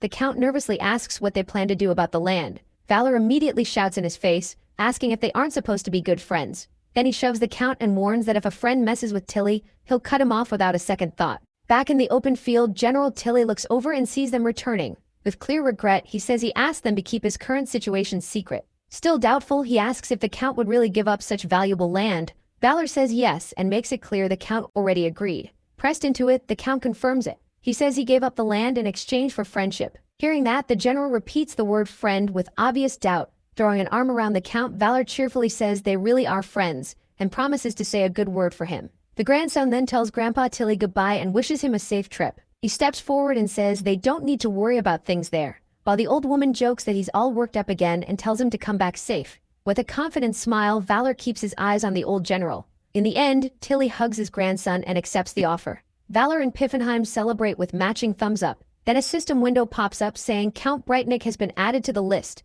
followed by another confirming Count Tilly was recruited too. Far beyond this world, a group sits around a grand dining table. One man asks if the newcomer's name was really Valor. The woman beside him says the plan is interesting even if it feels a little shallow. Another voice says the man may still be trustworthy, but a harsher voice slams the table and orders everyone to be quiet. That single interruption shuts the whole room down. At the head of the table, a woman folds her hands, looks over everyone there and finally asks if they can begin. She reveals that they are the assembled gods of Recontiatus. Then Akela tells everyone to calm down and says they're only here to talk things through. After that, the man in white offers to start the long discussion. He asks Sovereign Akela if bringing Valor into this was really the right choice. She calmly assures him that everything is going exactly as planned. A strange voice suddenly cuts in, calling the whole situation interesting. Then a crushing presence appears at the far end of the table. Black tentacles slowly rise from a dark portal on the floor. A woman steps out of the shadow. The man in white starts sweating as he stares at her. With a playful smile, she asks why everyone has gone quiet.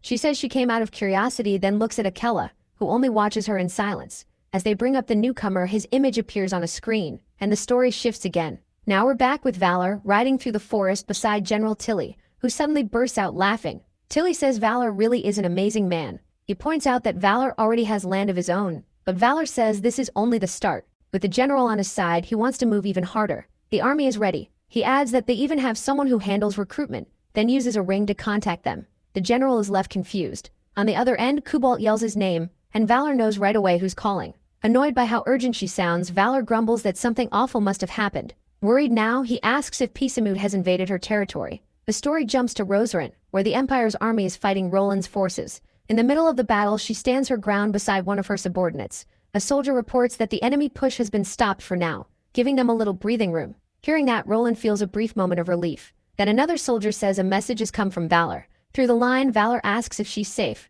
She says she is and thanks him, clearly touched that he checked on her. Looking off into the distance, she says this whole mess feels strangely familiar. After scanning the battlefield, she says someone has to be pulling the strings, and suspects Amund is behind it. The story then moves to Amund's territory, where her camp has been completely wrecked. The humans there are terrified. Then a hand covered in rings reaches into view and instantly grabs everyone's attention. It's Amund, and she says they need to prove Valor's value to her. She attacks a man trying to run back to camp, but before the blow lands, Rudd steps in and yells for the demons to stop. Two monsters rush him at once, threatening to kill the human for getting in the way. They close in while Rudd gets ready to fight back, but before they clash, Amund orders them to stop. After looking him over, she says he's worth more than her own servants. She offers to make him hers and promises him great wealth. Robert questions the offer and asks what he would have to give up for it. Then he rejects her completely. He says he wants nothing from a demon. Right after that, he shouts for her to die and fires a sharp arrow straight at her. But the arrow suddenly stops before it can hit. Amand freezes it in midair, then throws Rudd back with ease. Laughing, she mocks him, says his attack meant nothing, and tells him this is all he's capable of. He can only grit his teeth as the scene changes. Back with Valor, he slams his fist onto the table and curses Emiende for showing up now of all times. Confused, General Tilly asks who this woman is. Valor sits down and explains that she's the craftiest of the demon kings. He remembers how she fights with huge numbers and layers of tricks. That makes him say she's the most dangerous and the most annoying of them all. Suddenly, a servant rushes in with news that something terrible has happened at the river. Panicking, the servant says a huge amount of filth is flowing downstream. Valor quickly puts the pieces together. If it's coming from upriver, then Piffenheim finishes it for him. The source is the Valpurgis convent. The convent is already in flames and falling apart. Its guards struggle to hold back a wave of monsters, while Angela smashes into one demon with a heavy blow. Even though she's worn out, she refuses to back down. The monsters see her strength and hesitate instead of charging. Margarita notices they aren't attacking head-on. Realizing something is wrong, she tells everyone else to stay back and calls for Angela to retreat while she steps in herself. A soldier shouts that Lady Margarita has arrived. Nearby, one of the convent's knights is already down, and the sight of her fallen allies fills her with rage. Even then, the monsters keep watching and wait. At last, they surge forward and attack all at once. Margarita answers by saying her anger will become a storm of power. Then she unleashes a massive blast into the horde. The demons are blown away by the force. She gathers another sphere of energy in her hand, pours even more power into it, and throws it into the enemy ranks. Hovering above the battlefield, she watches the destruction below. Angela, exhausted, says that kind of power could wipe everything out. A huge explosion rips across the battlefield and swallows the area. Elsewhere, Ammon remarks that the wind suddenly got much louder. Gudeshwak congratulates her and says this place belongs to her now, calling her the Swamp Empress. Ammon, surrounded by water, she reveals herself as the Water Demon Queen. Seeing her power, he decides the only way to live is to join her side. Smiling, Ammon says she always planned to spread west, and that she made an alliance in the name of independence. Floating above him, she coldly tells him that now he belongs nowhere. Gudeshwak just laughs and praises how well she understands the tribes and their ties. Then in the next second, a sharp claw pierces a figure from behind. Caught off guard, Gudeshwak demands to know what's going on. Still smiling, Ammon says useless things like pride are thrown away. Blood spills from his mouth as he stares at her in shock. She kicks him away and says only those who grab their chance get to survive. As he falls into a pit, he yells at her to stop talking nonsense. He struggles back up and orders his warriors to kill every water demon, but no one answers his desperate shouts. Calmly smiling, she orders her demons to devour them all. At once, one of the water demons starts changing. It turns into something even more grotesque. Back at the convent, Margarita prepares another attack. She forms a dense sphere of energy and fires it at one of the larger monsters. Watching from a distance, Angela can only cry out Maria's name. As her subordinates collapse around her, Margarita freezes for just a moment in the middle of the battlefield. Then Mari steadies herself, gathers even more power, and faces the demons still standing, ready to keep fighting. Through the communicator, Valor asks if she's alright, and she says yes. Anger in her voice, Mary says they were used as bait and reveals that Ammon is in the southwest. Even after that brutal fight, she forces a faint smile. She figures out the real target is the Orc tribe, then jokes that she's about to run out of snacks. Back in the room, the connection suddenly cuts and Valor anxiously calls out to Mary. Before he can say more, Ammon cuts in and mockingly apologizes for ruining the moment between them. Valor is shaken and demands to know who she is. She introduces herself as the Great Demon Queen. Valor asks why she attacked the convent. With open disgust, he asks if she really isn't afraid of the Empire. Ammon laughs and says the Empire wouldn't care about a conflict this small. Then she throws the question back at him. Does he really think the Empire can stop her? Valor suddenly makes her an offer. She could serve under him. Sounding almost thrilled, she says doing that together sounds wonderful. Then Valor smashes the table apart in a burst of rage, staring at her with fury. He tells her to go straight to hell. She only laughs and says he's cute for knowing exactly what to say. The scene shifts again as Valor slams his fist down and asks Piffenheim for an update on recruitment. Right then the door flies open and Tilly rushes in, shouting his name. Mary comes in right after him and says she lost contact, so she ran here right away. The second she sees Tilly, she says it's been a long time. Then she turns to Valor and urgently asks what happened. He just stares at her in silence while she starts reporting. Elsewhere, the Brotherhood's building stands under the night sky. Mary angrily says Amendamal sealed away the lake's water dragon. She explains that the dragon had been keeping the water demons in check this whole time. It was also the one overseeing the others, including Amendamal. Mary adds that the pollution got this bad because of Amendamal's actions. Then she asks if the Emperor's side plans to do nothing but watch. Valor decides they'll have to deal with this problem on their own somehow. Then he asks Mary if she ran off again, just to come here. At that exact moment, a loud noise pulls everyone's eyes to the door. Angela stands there with a furious glare and a clenched fist. She grabs Mary by the head and angrily orders her to come right now. Later, while talking with Valparaiso, Valor says the damage there must have been serious. He then asks about the situation on the Prince Elector's side. From what he hears, he realizes he'll have to handle this mission alone again. After that, Valor and Valparaiso sit in silence. Then their image begins showing through some ancient screen. A moment later, it lights up and reveals who has been watching them the whole time. Aquila, alongside another being. The Great Dark Lord smiles and says this is getting interesting. Aquila says he's glad she enjoys it, but reminds her this is still a test. One man snaps at Aquila, saying this is no time to play around. Another argues that if someone like Margarita stepped in, the whole mess would be over. The blonde woman disagrees and says this time is much more complicated. She explains that Amania's side is too dangerous to take lightly, especially now that the orcs have joined them. The entity says they need an answer, but warns that meddling always brings consequences. Then she asks Aquila if all of this weren't already part of his plan. She points out that he has guided countless great lords before, and Aquila calmly says that's true. He adds that if the one at the center can't handle a trial like this, then they were never fit for the role. He invites her to stay and watch how their wild card does. Valor lets out a long sigh, clearly worn down by everything going on. Valburga says goodbye and explains that she has to go, and he tells her he'll reach out again later. Soon after, Ribschild shows up and points out how tired Valor looks. Still, he proudly says he recruited 1,000 people in just 1 week. Even so, Valor warns that they're still in a terrible spot. Confused, Ribishu stops and tries to think of a solution. He suggests they move to the next city, but Valor says that's not the real issue. He gestures as he explains that the problem is much bigger than that. Then he suddenly pauses, and a new idea hits him.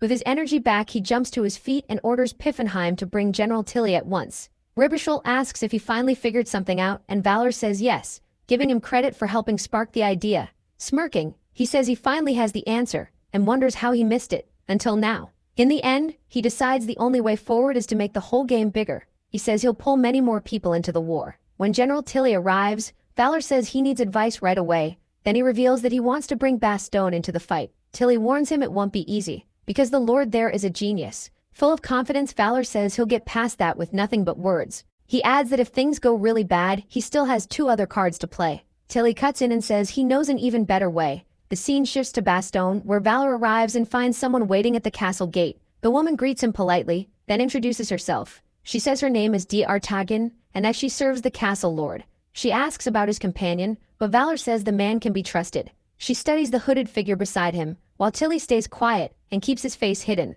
After a moment, she seems to get it and lets them both in. Once they reach the office, they wait for the lord to start. Mentioning the letter, Valor says he heard the castle has been having trouble. When tea is served, the real talk begins. Introducing himself, Richelieu says it's an honor to meet the man everyone has been talking about, Valor. He adds that Valor's name has spread far. Then lifting his cup, he gives his answer right away. He flatly refuses to cooperate. He says Valor is nothing more than a mercenary from the countryside. Worse, his methods are built on threats and pressure. To make things even harder, Richelieu brings up the rumors that Valor allied with a demonic dragon. Explaining himself, he says the pressure on him leaves no room for another choice. The hooded man agrees with that call and praises the young lord for seeing the situation clearly. Then, with a small smile, he speaks to Richelieu directly and pulls all his focus.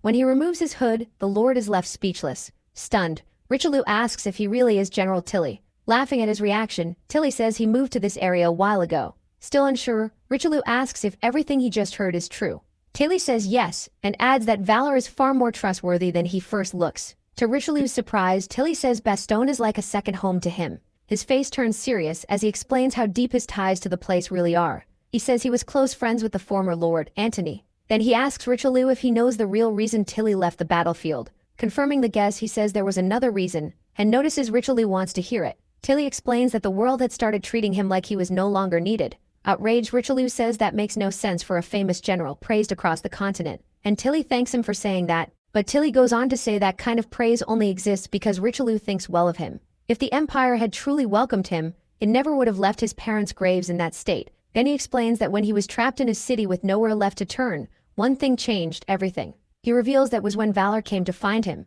Folding his arms, he finishes while looking out the window, then turns back and asks what Richelieu thinks now. Richelieu can only stare in silence, taking in everything he just heard. Shaken, he thinks back to his bond with Lord Antony, his lessons, guidance, and kindness from when Richelieu was just a boy serving the city's lord. Back in the present, he turns to Valor, who has been quietly watching. Then Richelieu asks if he can give beloved Bastone back to him. Keeping his face calm, Valor says he can't promise that for sure. D'Artagnan gets angry and snaps at him for joking at a time like this. Richelieu agrees that it isn't that simple, especially since he never even met Count Antony. Even so, Valor looks him straight in the eye and says there is one thing he can promise. Reaching out his hand, he vows to drive out Jacare and the Prince Elector. After a long silence, the Lord finally makes his choice. With a faint smile, Richelieu admits defeat and agrees to join the war. Shocked, D'Artagnan asks if he's really sure. Even Tilly questions her reaction, since he clearly didn't expect her to push back that hard. D'Artagnan then shouts at the Lord, asking if he really plans to hand over the castle so easily.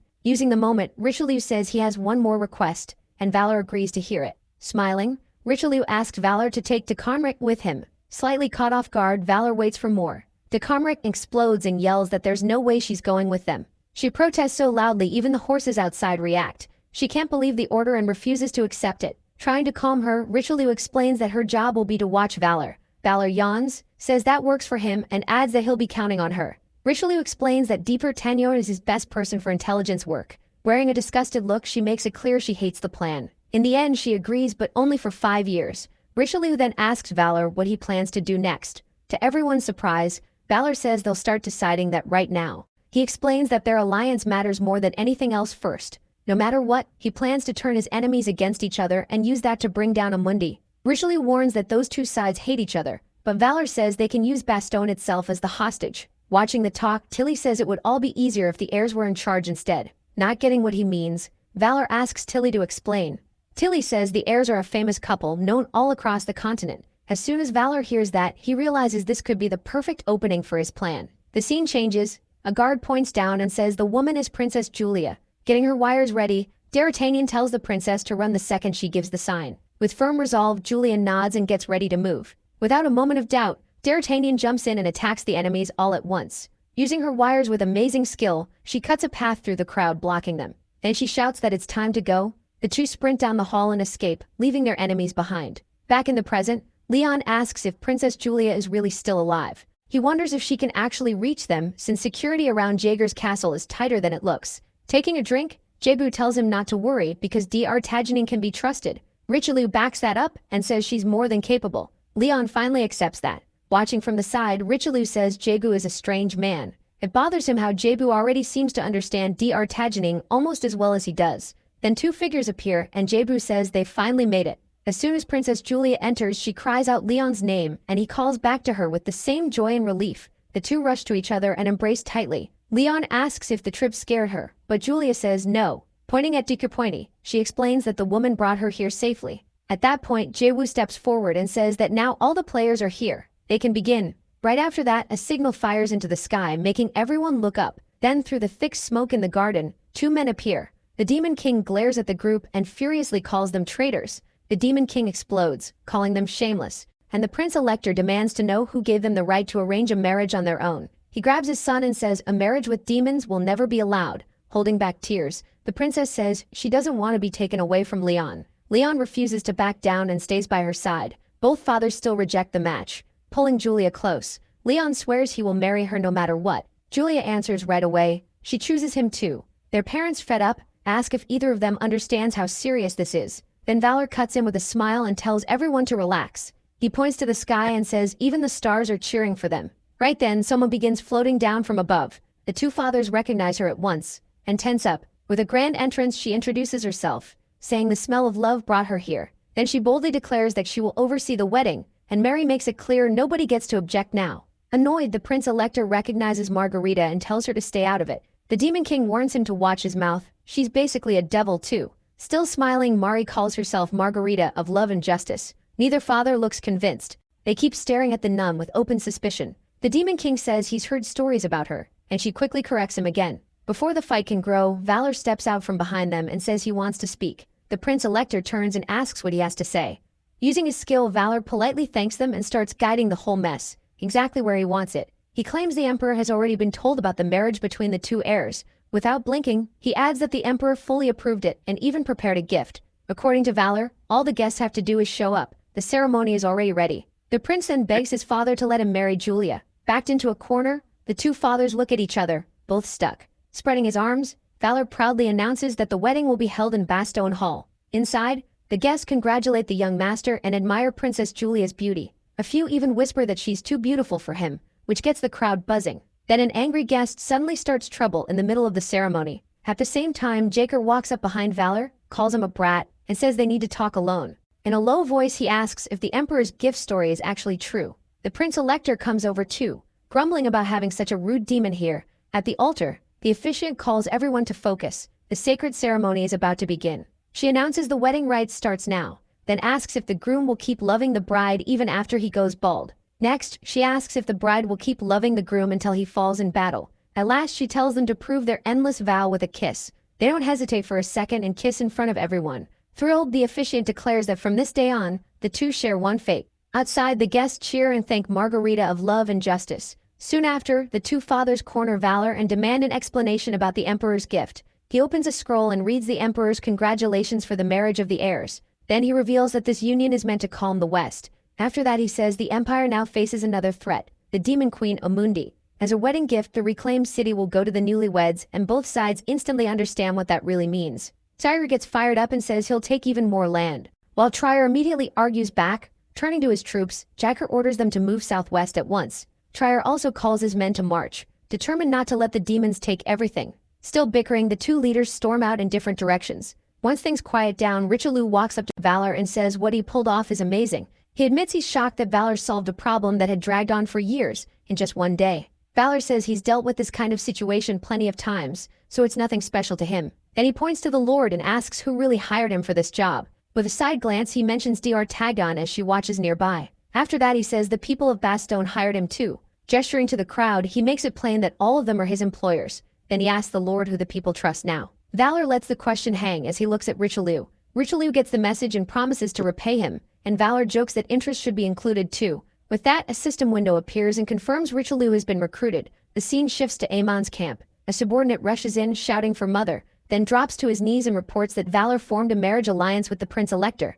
She just smiles and says Valor's move wasn't bad. Then she orders the army to move and crush Wittenberg as fast as possible. A man named Wallenstein steps forward and asks to lead the attack so he can prove himself. She looks down on him, mocking him as nothing but Pessimut's errand dog, but he stays calm and waits for her decision without reacting. In the end, she decides to test him and gives him 5,000 demons to command, however he wants. In front of the army, he orders the water demons to head for Wittenberg right away, taking full command of the mission. At the same time, General Tilly is getting ready to move out with his forces. In the town square, people panic when they hear invasion is coming, and Reeves tries to calm them down. He yells for everyone to get ready to resist, but Tiffenheim cuts in and warns that they're only ordinary civilians. With the Lord away, he says they'll have to face this on their own. Then in the middle of the nervous crowd, one citizen suddenly recognizes the famous person who just arrived. People instantly start shouting the name of General Johannes von Tilly, and the crowd erupts in cheers, sure that they'll be saved now. Tiffenheim asks the general why he isn't with the Lord. Remembering Valor's request,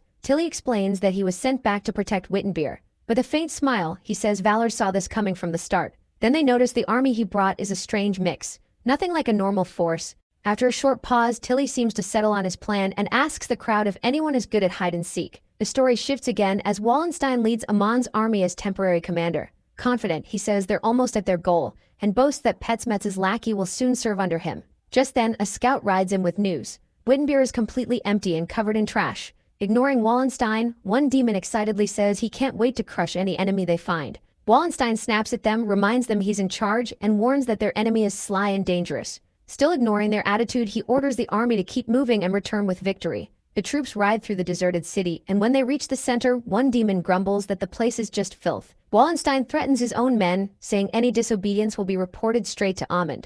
Another demon laughs at that and says listening to him in the first place is a joke. Scanning the city, Wallenstein notes there isn't a single person in sight, only piles of garbage. As the smell gets worse, one demon complains that it reminds him of the awful food back home. When another asks what the stink is, someone says the real problem is their own noses. Then a demon suddenly points ahead and yells that he found a survivor. Wallenstein turns toward the disturbance, and in that instant he realizes something is very wrong. The hooded figure facing them reveals, with a creepy smile, that this was a trap from the start. Wallenstein immediately understands the danger. The woman throws back her hood, spooking his horse and making him shout. Trying to recover, he strikes one of his own soldiers and yells for the army to form ranks. Now! At that same moment, archers line the walls with bows ready to fire. Looking up, Wallenstein realizes he's surrounded on every side. The story briefly flashes back as a citizen asks if leaving the city gate open is really smart. Tilly says the open gate will make the enemy careless, but warns that trick alone won't close the gap in strength. Crossing his arms, he shows this is only the first step in a bigger plan. Back in the present, the walls erupt as arrows pour down on the demon army, catching them completely by surprise. Tilly leads the attack and orders the second line forward as soon as the first volley ends. With arrows crashing down around him, Wallenstein realizes he was completely played. He looks back at the entrance and understands the open gate was the bait that drew them in. Then he remembers how strangely silent the city was and realizes that should have warned him. In the same moment, he figures out even the terrible smell was part of the plan, meant to throw off their senses. Furious, He sees the whole operation was built to make them lower their guard. His eyes widen as he understands how trapped he is, and then he spots Count Tilly calmly watching from above. Suddenly a whip wraps around him and yanks him hard off his horse. Holding the whip, the woman asks where he thinks he's going. Burning with anger, Wallenstein glares at the woman and tears himself free. He hits the ground and curses the cheap tricks used against his army. The woman just smiles and says her part in this battle is done. Wallenstein charges at her to finish it himself, but Tilly drops from the wall and cuts him off. Their weapons crash together, and Wallenstein's blade breaks, throwing him back. Tilly doesn't pause. He lifts his sword and slams down a heavy second strike, sending Wallenstein flying. Before he can guard himself, he skids across the ground and struggles to get back up. Tilly is already on him. His sword stops right at Wallenstein's throat. With Wallenstein pinned, Tilly calmly says the battle is over. Checkmate. Keeping the blade steady, Tilly says he's heard plenty about Wallenstein and finds it strange that a man like him ended up serving Amund. Flat on the ground, Wallenstein answers with nothing but a hard stare. That silence pulls up his past. He always wanted to climb higher no matter what it cost. He was born poor, so he started life with almost nothing. Cold and ruthless, he used every trick he could to move up. Even the lord he once served was just another step on the way. Then Tilly feels a huge wave of power pouring out of Wallenstein. Changed by that force, Wallenstein vows revenge. He swears Tilly will pay, and Tilly rushes in at once. Sword ready, he moves to cut down the transformed Wallenstein. But right before the hit lands, Tilly notices something and stops mid-swing. In the next second, Valor rides in and blocks Wallenstein's attack, then jumps high to strike from above. As he rises, Valor calls out the first form of his sword art. Power gathers into the blow as he comes down, driving the technique straight at Wallenstein. It lands cleanly and drops him in one crushing hit. Afterward, Valor lets out a long breath, easing out of the fight. Piffenheim greets him and says he cleaned up the mess nicely. Looking at Wallenstein's fallen body, Valor says the man's shape feels deeply unnatural. Nearby, a medallion with a strange mark draws everyone's eyes. As Valor picks it up, he regrets that he couldn't turn Wallenstein into one of his vampires. With the enemy down, he orders them to tie the prisoner up for questioning. The woman binds Wallenstein with her ropes. Later, back at his estate, things seem calm again in Wiedenbeer, until Walpurgis rushes in, asking if Valor is safe after the attack.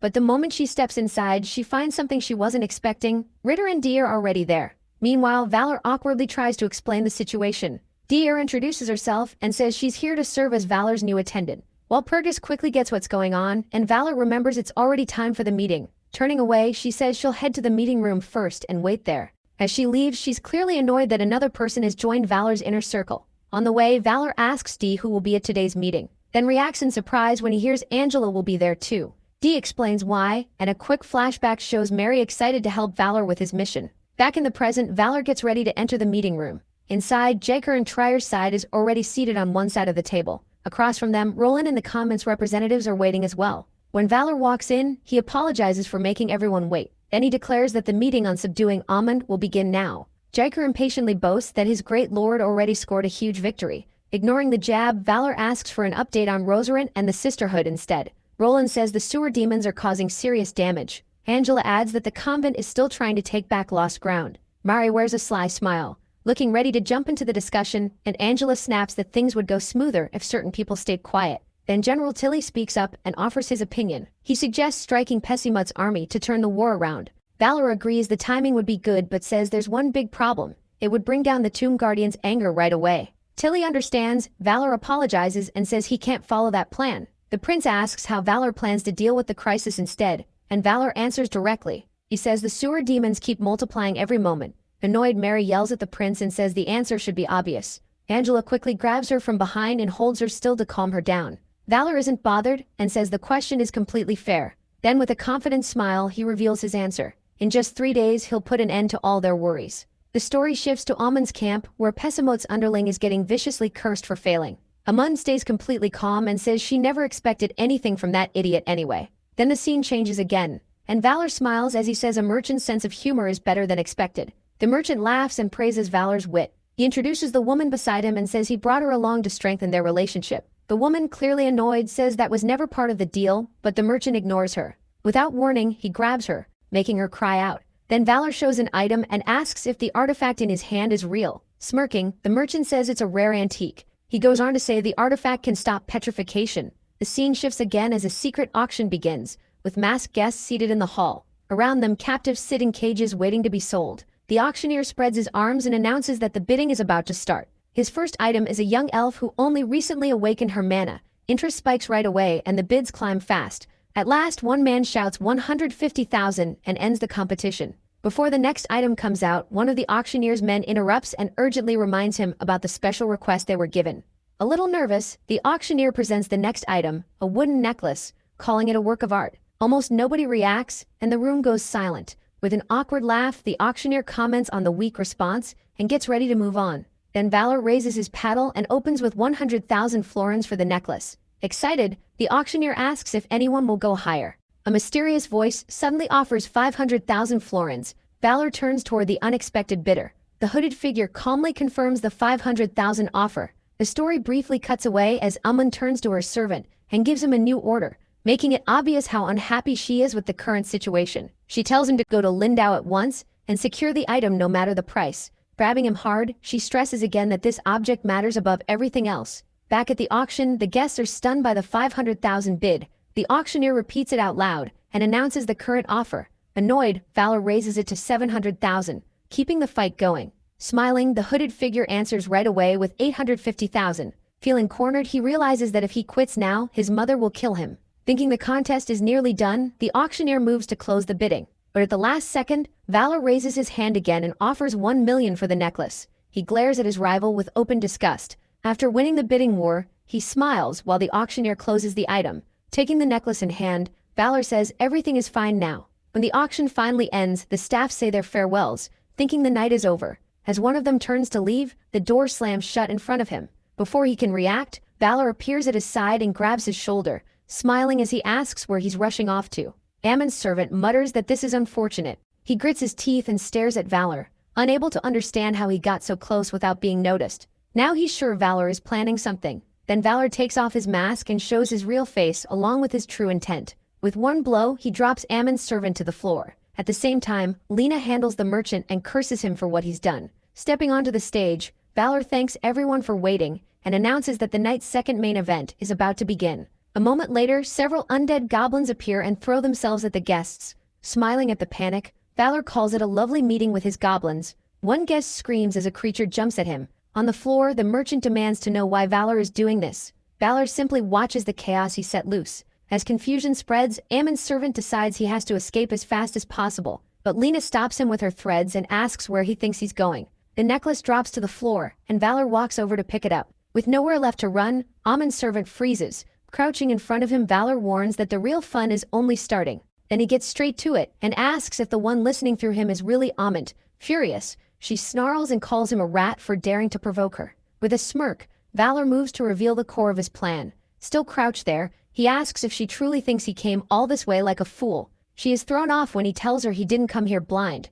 He says he already knows what she's hiding in her nest. Back in the auction hall, one of the goblins lets out a laugh and says their boss is furious. Someone turns toward the goblin and looks at it, totally confused, not understanding any of this. The goblin says they also brought all the slaves here, pointing at the crowd. He adds there are about 300 of them. Lena looks uneasy and says if they hadn't done this, those people would have just been sold off somewhere else. That makes her remember the time she was a slave too. But Valor calls out to her right then and tells her to pay attention. He snaps at her for spacing out during a job. Lena apologizes and admits she got lost in her thoughts for a second.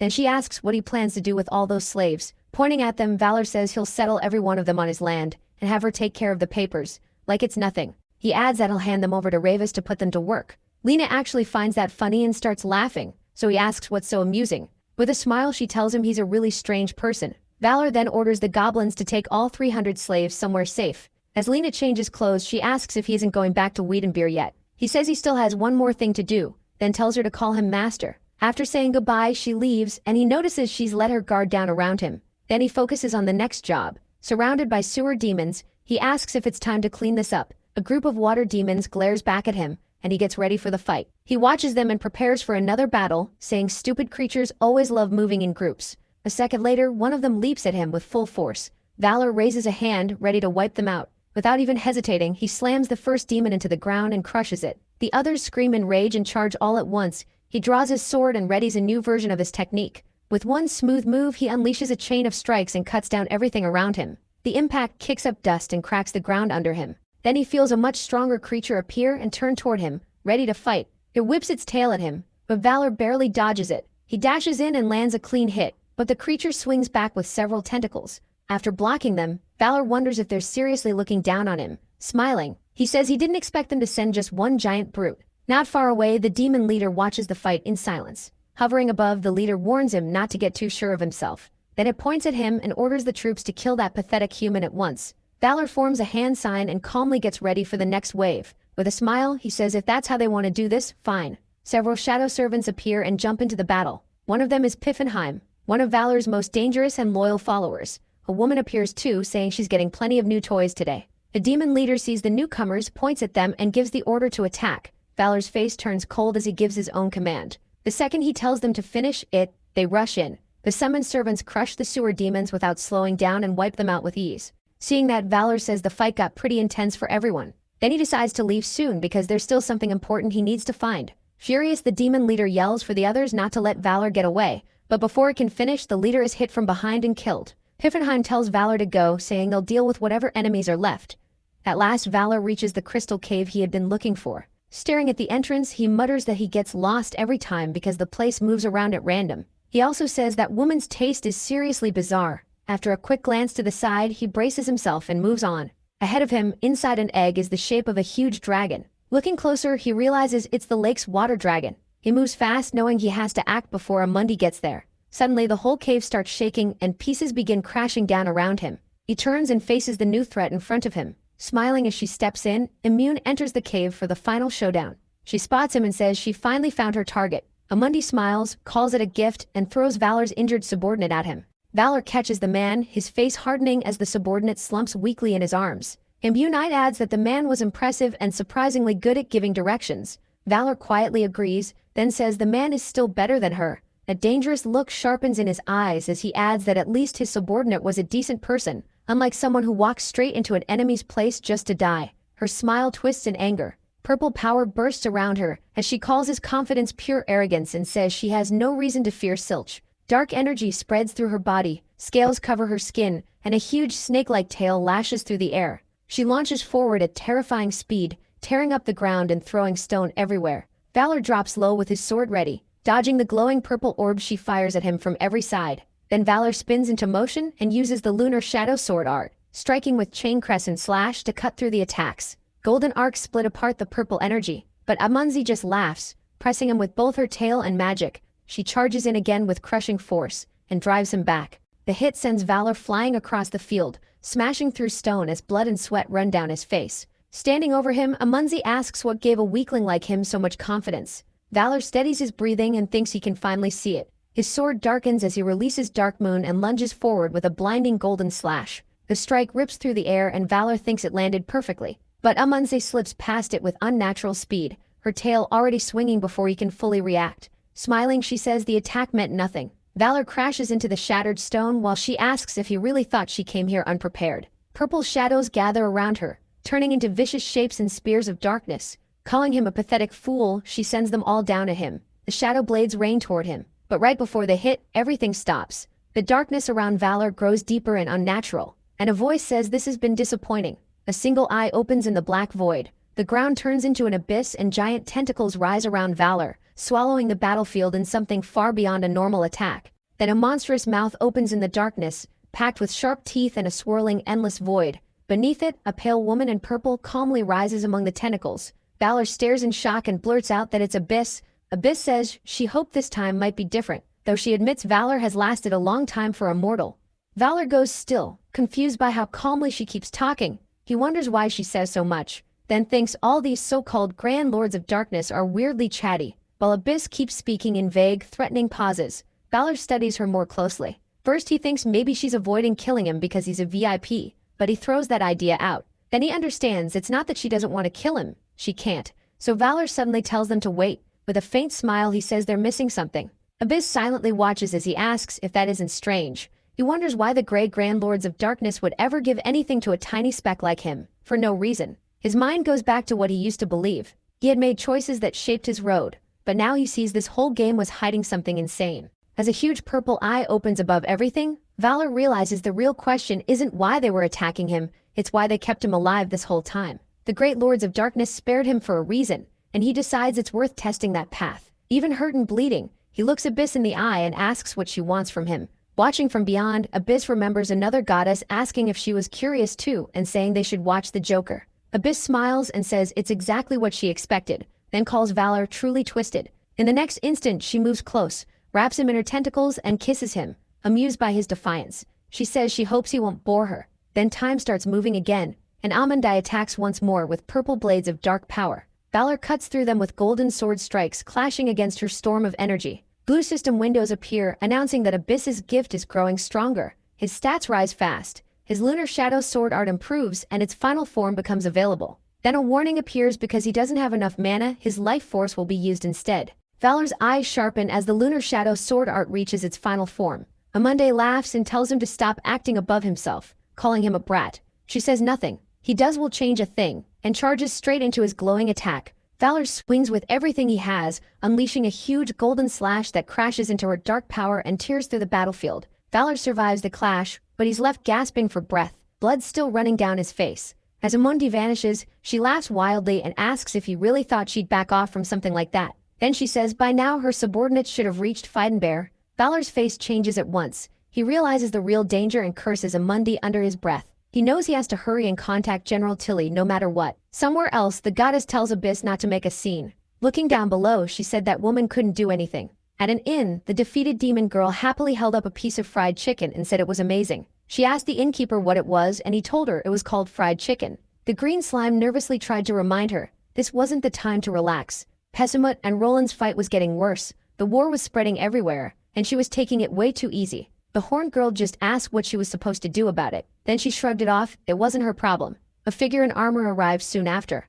The green creature greeted Zaguro and asked if anything strange was happening outside. From inside the armor, the purple-haired girl said nothing unusual had happened. Then she quietly added that was only true for now, because demons had already gathered outside Feidenbear. Zaguro immediately asked where her food was. She got an empty plate back with a smile. The purple-haired girl froze. She knew she was doomed. In a dark, dreamlike place, Valor drifted through water and felt oddly calm. It was soft and light, almost like floating through the sky. When he opened his eyes, he found himself in bed. A small girl with antlers sat nearby. She said it looked like he was awake. Startled, Valor sat up and asked who she was. The antlered woman gently introduced herself as Benevolentia Genetrix and said she was the water dragon that had been sealed inside the crystal he saved. Smiling warmly, she added that she had saved him too. Valor just stared, too stunned to speak. Seeing his confusion, she said her name was hard to say, so he could just call her Jenny. Valor repeated the name in disbelief, and when she leaned closer, he nervously asked what she was doing. Before she could answer, someone knocked and said Valor seemed to be awake,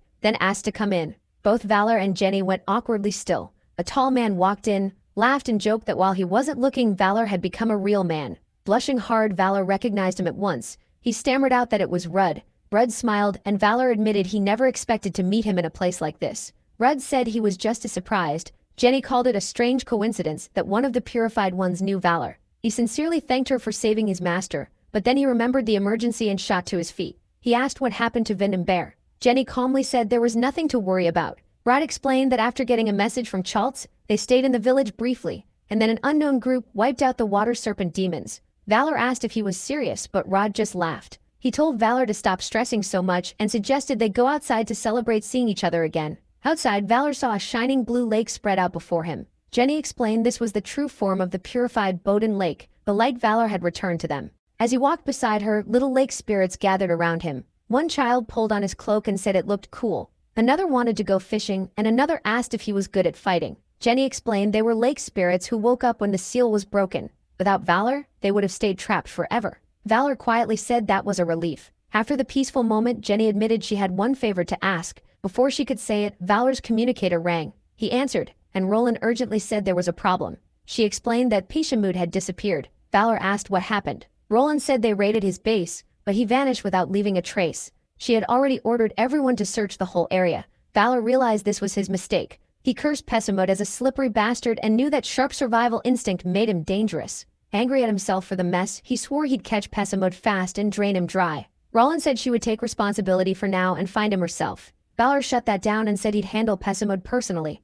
At the same time, Pessimud ran through the darkness in a panic, wondering how everything had gone so wrong. He couldn't tell if the real mistake was joining forces with Myonde or letting Myonde's subordinates escape. Then a red force slammed into him and sent him flying. Above him, countless red eyes opened in the dark. A terrifying presence said nothing could escape its sight. then called Pessimud a failure. Shaking, Pessimud cried out to the one in the grave and begged for one more chance. The red power swelled even more. The voice said he'd already had enough chances, and failures only had one ending: destruction. Pessimud panicked and screamed for it to stop. Right then, Valor appeared and reached down, blocking the attack. Pessimud looked up in shock as Valor arrived under the red moon and stepped in front of the red darkness. Valor shouted that he had come to make a deal with the Gravekeeper. Pessimud lay nearby, beaten and trembling under the grave's pressure. The Gravekeeper coldly called him Valor and said she had nothing to say to him, ordering him to leave. Valor pushed back, saying Pessimud was trash, but if she gave him over, he'd turn that trash into something useful. Pessimud angrily snapped at being called trash.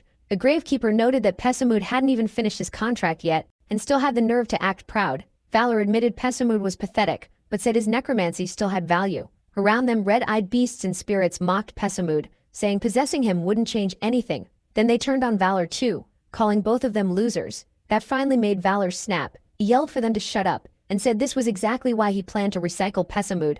Then he called the Gravekeeper thick-headed and quickly argued that Pessimud might not look useful, but Valor had some influence now. He warned her not to test him if she got in his way. He cut off his dealings with the material world too. The Gravekeeper paused and thought it over. Remembering what this mortal had done so far, she decided his request wasn't completely unreasonable. She said she didn't need Pessimud's soul that badly, but warned Valor that everything existed by her grace. Valor cut her off and told her to send him a few more while she was at it. She snapped back and told him to actually listen. Valor asked if she hadn't seen what he'd done, then bluntly said he was worth investing in. The Gravekeeper accepted, but made one condition. No matter what, Valor had to answer her call within 3 months. Valor repeated the deadline in disbelief. He figured it was about time for that one to show up. Getting impatient, he told her to stop dragging it out and hand over the spirit. A huge red eye opened, and the darkness around them turned into a flood of blue ghostly figures. The Gravekeeper explained that all those spirits once carried her mark, and she would give one of them to Valor. Looking over the fierce spirits, he dryly said they definitely looked dangerous.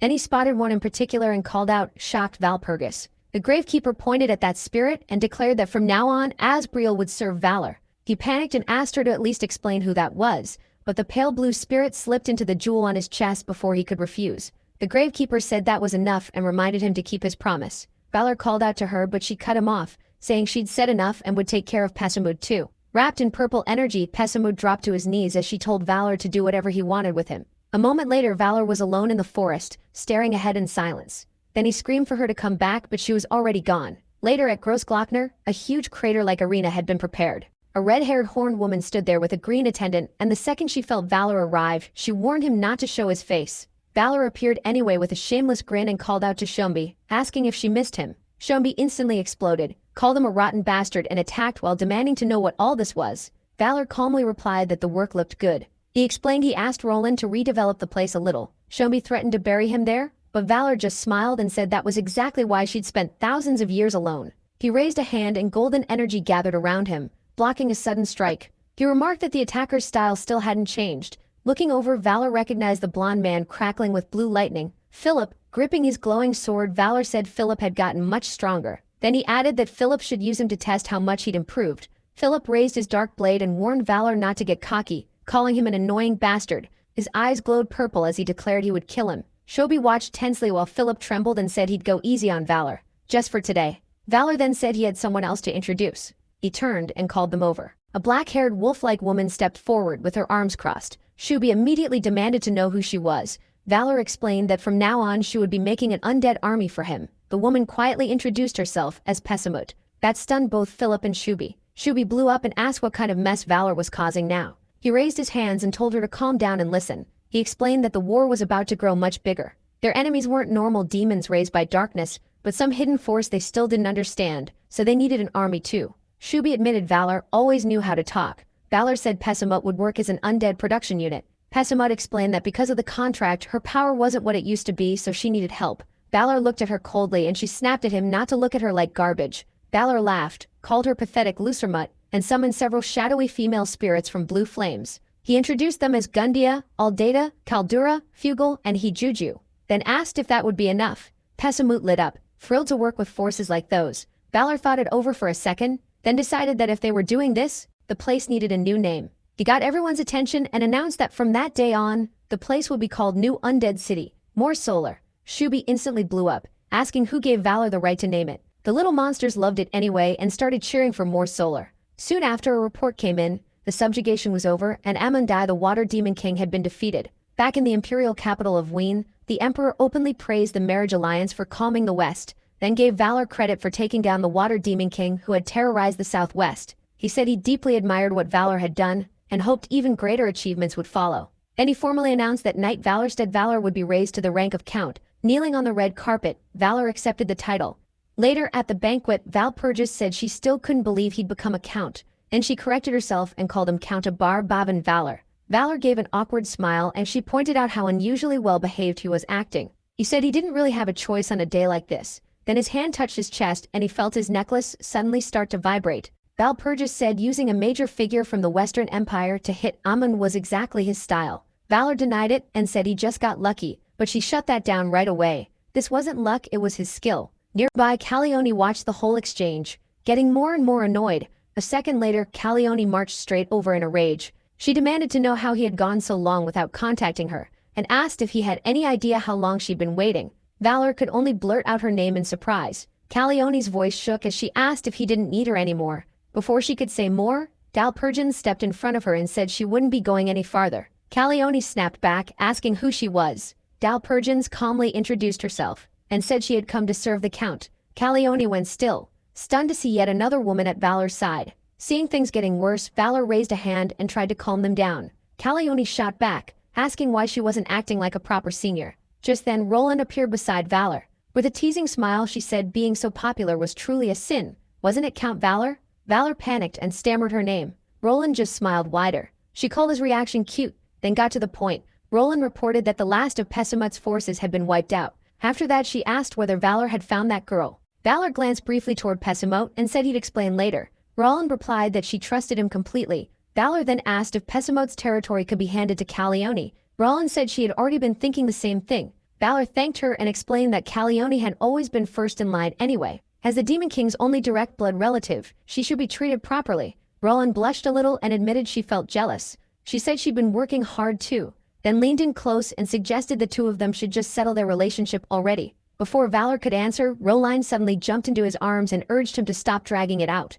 Valor went completely stiff. The sudden hug left him speechless. Calione, D'Artagnan and the others all froze. Calione stared at them and demanded to know what they were doing. At once the mood around the women turned dangerous. Feeling killing intent from every side, Valor nervously called out to them. Luckily, a knight rushed in and announced that His Imperial Majesty was calling for the Count. Valor instantly grabbed the chance to escape. He said he had to go at once, since the Emperor had given him a special task. As he followed the knight through the halls, he let out a breath and thought he had almost died back there. The knight dryly said that must have been hard. Valor thanked him and kept going. In a dark chamber, Valor knelt and respectfully greeted the Emperor. The Emperor said Schwarzteufel had told him Valor needed help. Valor immediately understood this had to be what Shubi meant when she said there was someone reliable he could lean on. Then an odd presence made itself known in the room. Feeling that heavy pressure, Valor wondered if this person really was who he thought. The old man said he would help Valor as long as the Empire's balance stayed intact. He also revealed that this was one reason he had arranged for Valor to receive the title of Count. Valor was shocked that someone this powerful had been so close the whole time. Then he realized what he was dealing with, a dragon. The moment he recognized it, Valor understood everything. The Emperor praised him for figuring it out so fast. The Emperor said this setup had let him enjoy himself lately, meaning the Empire had stayed stable. He explained that Amionde's recent actions had thrown everything into chaos, and the Empire had shaken in fear because of her. But once that problem disappeared and the heart of the Empire became one again, stability returned. So in his view, that evil had oddly been necessary. Valor thought the logic was a little twisted, but he couldn't deny the Emperor's conclusion made some sense. The Emperor said Valor was smart enough to understand that. Then he revealed he had high hopes for Valor, calling him fairly righteous and also someone who could bring in a lot of wealth. In the end, he said he would be depending on him from now on. After leaving the room, Valor muttered Shubi's name and wondered who exactly she had gone to for help. Completely worn out, he decided to head back, wash up, and finally get some sleep. But before he could go, someone called his name. For a second, Valor's face darkened. Then he saw Valpurgis walking over and asking if he had a moment. His mood instantly lifted, and he quickly said he had plenty of time. Meanwhile, in Munich, the capital of Bayern, two guards stood watch at night. One of them yawned, and the other immediately snapped at him for nearly falling asleep on duty. The tired guard apologized, but his partner warned him one more slip could end his military career. The sleepy guard brought up the Prince Elector's condition. His companion quickly told him to watch his mouth. Then the guard asked if he'd heard the rumor that the Prince Elector's worsening health was caused by a curse. The tired one laughed it off and said he was only repeating gossip, but the other guard angrily said he talked too much for someone on duty. Right then, a dark figure moved through the night. Blood flashed, and one guard was cut down before he could even understand what happened. The other guard trembled and shouted, asking who was there. A knight in black armor stepped out of the shadows. Red eyes glowed under the helmet, and killing intent poured off him. With a bloodied sword in hand, he coldly said things had gotten far too soft while he was gone. Then he added that it was a shame for his brother. His sword fell again, and blood splashed as the night went quiet. Later, during a night festival, Valpurgis walked beside Valor, and happily said a festival was going on. She admitted that was the real reason she wanted to come with him. As they walked through the crowded streets, Valor briefly thought this felt like a date with Valpurgis alone. He immediately pushed that idea away, and refused to think of it that way. His thoughts went back to when he'd carefully asked if there was any news about the Prince-Elector. Valpurgis lowered her eyes and apologized, saying her uncle's condition had been weighing on her lately. Feeling embarrassed, Valor admitted he felt silly for getting excited when things weren't even going well. She stayed quiet for a moment, then she said things weren't hopeless. The Prince-Elector hadn't been able to move at all before, but recently he had improved enough to go on walks. Valor said that was good to hear. He knew no one close to the Prince-Elector could really relax while he was still away. At the same time, he realized Valpurgis must have made time for this meeting even though she was busy.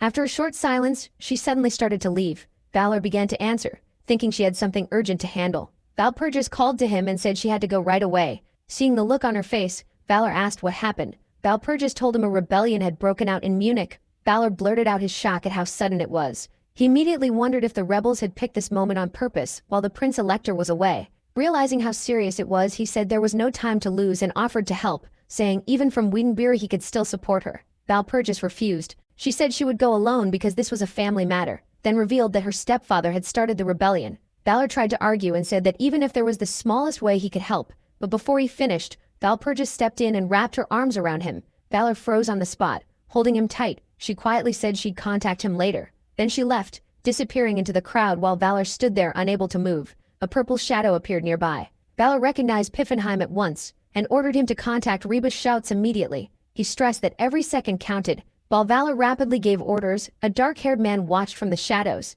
A faint smile crossed his face as he said Valor was remarkably quick to act. Soon moth-like creatures filled the air over the festival. The moment Valor got a clear look at the man, he realized it was Prince-Elector Saxon. He demanded to know why Saxon had shown up now. Around them, people at the festival stared at the glowing swarm and excitedly said they'd never seen such beautiful magic before, calling it amazing. Sensing danger, Valor told Piffenheim to stay ready. Piffenheim answered at once that he would. Saxon calmly told Valor not to be so wary. He said he had only come because he wanted to know him better. Valor started to apologize, saying he was extremely busy, but Saxon cut him off by bringing up the rebellion in Munich and asking if Valor really didn't want to hear the truth behind it. At once, Valor activated a skill. A system message announced, Empire Agitation, SS grade activated. A red aura burst out and shot straight at Saxon. The dark-haired man wasn't affected at all, and Valor instantly knew his skill had failed against Saxon. Saxon calmly noted that Valor seemed worked up. With people still staring at the strange lights, he suggested they talk somewhere private.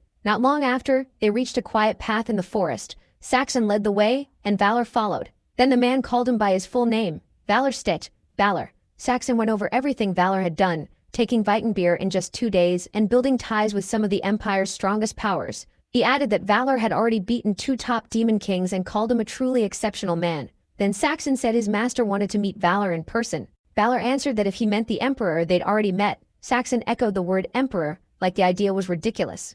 In the next moment, a huge swarm of fluttering moths circled Valor. Saxon said it was absurd to compare his master to someone that low. That was when Valor started to understand what this really meant. Before he could finish the thought, a giant moth dropped down in front of him. A title appeared, Unranked Demon King. Crikes. Crikes said Valor had insulted his master, the Ineffable Darkness. Valor's eyes sharpened. He remembered the order of the Grand Lords of Darkness. Names like the Ineffable Darkness, the one crouching in the grave and thrashing death. Above them all stood the title of the strongest Dark Lord. Then Crikes made an offer. Serve the Ineffable Darkness, and endless glory would be his. Devon promised something more valuable than that. Crikes said he would reveal the secret of the Byron bloodline. He asked if Valor wasn't curious about the secret tied to the one they both cared about. Valor gave a faint smile and admitted it did sound a little interesting. Right away, Crikes told him to cut ties with the Gravekeeper and swear himself to the Ineffable Darkness. Valor didn't answer. He suddenly rushed in and brought his sword down. With explosive force, the blow slammed into Crikes' barrier. Fire burned in Valor's eyes as he declared that next time, They'd have to beg just for the right to speak. Crycase's eye flashed red. The massive moth struck back at once, diving at Valor with terrifying speed. Valor twisted away, but the hit still blasted him backward through the air. As soon as he steadied himself, he raised a hand and called for the noble kin of the blood to rise. Dark power burst around him, but Crycase still held the advantage. Its huge wings spread over the sky as moths poured into the fight. Crycase calmly said resisting was useless, because this space had been cut off from the outside world. Only the two of them were trapped inside it. Valor gritted his teeth. He knew he wasn't strong enough to win alone. Crycase gathered overwhelming power and launched another crushing attack straight at him. Just then, Valor felt something strange. His eyes widened as the necklace on his chest burst with bright golden light. A shining blue and gold barrier formed in front of him, and a blonde young woman appeared from the light. She stepped in front of Valor and completely blocked the attack, looking back at him over her shoulder. She told him he couldn't fall here. Even now she was smiling brightly, and then she urged Valor to hurry and go see Chartier.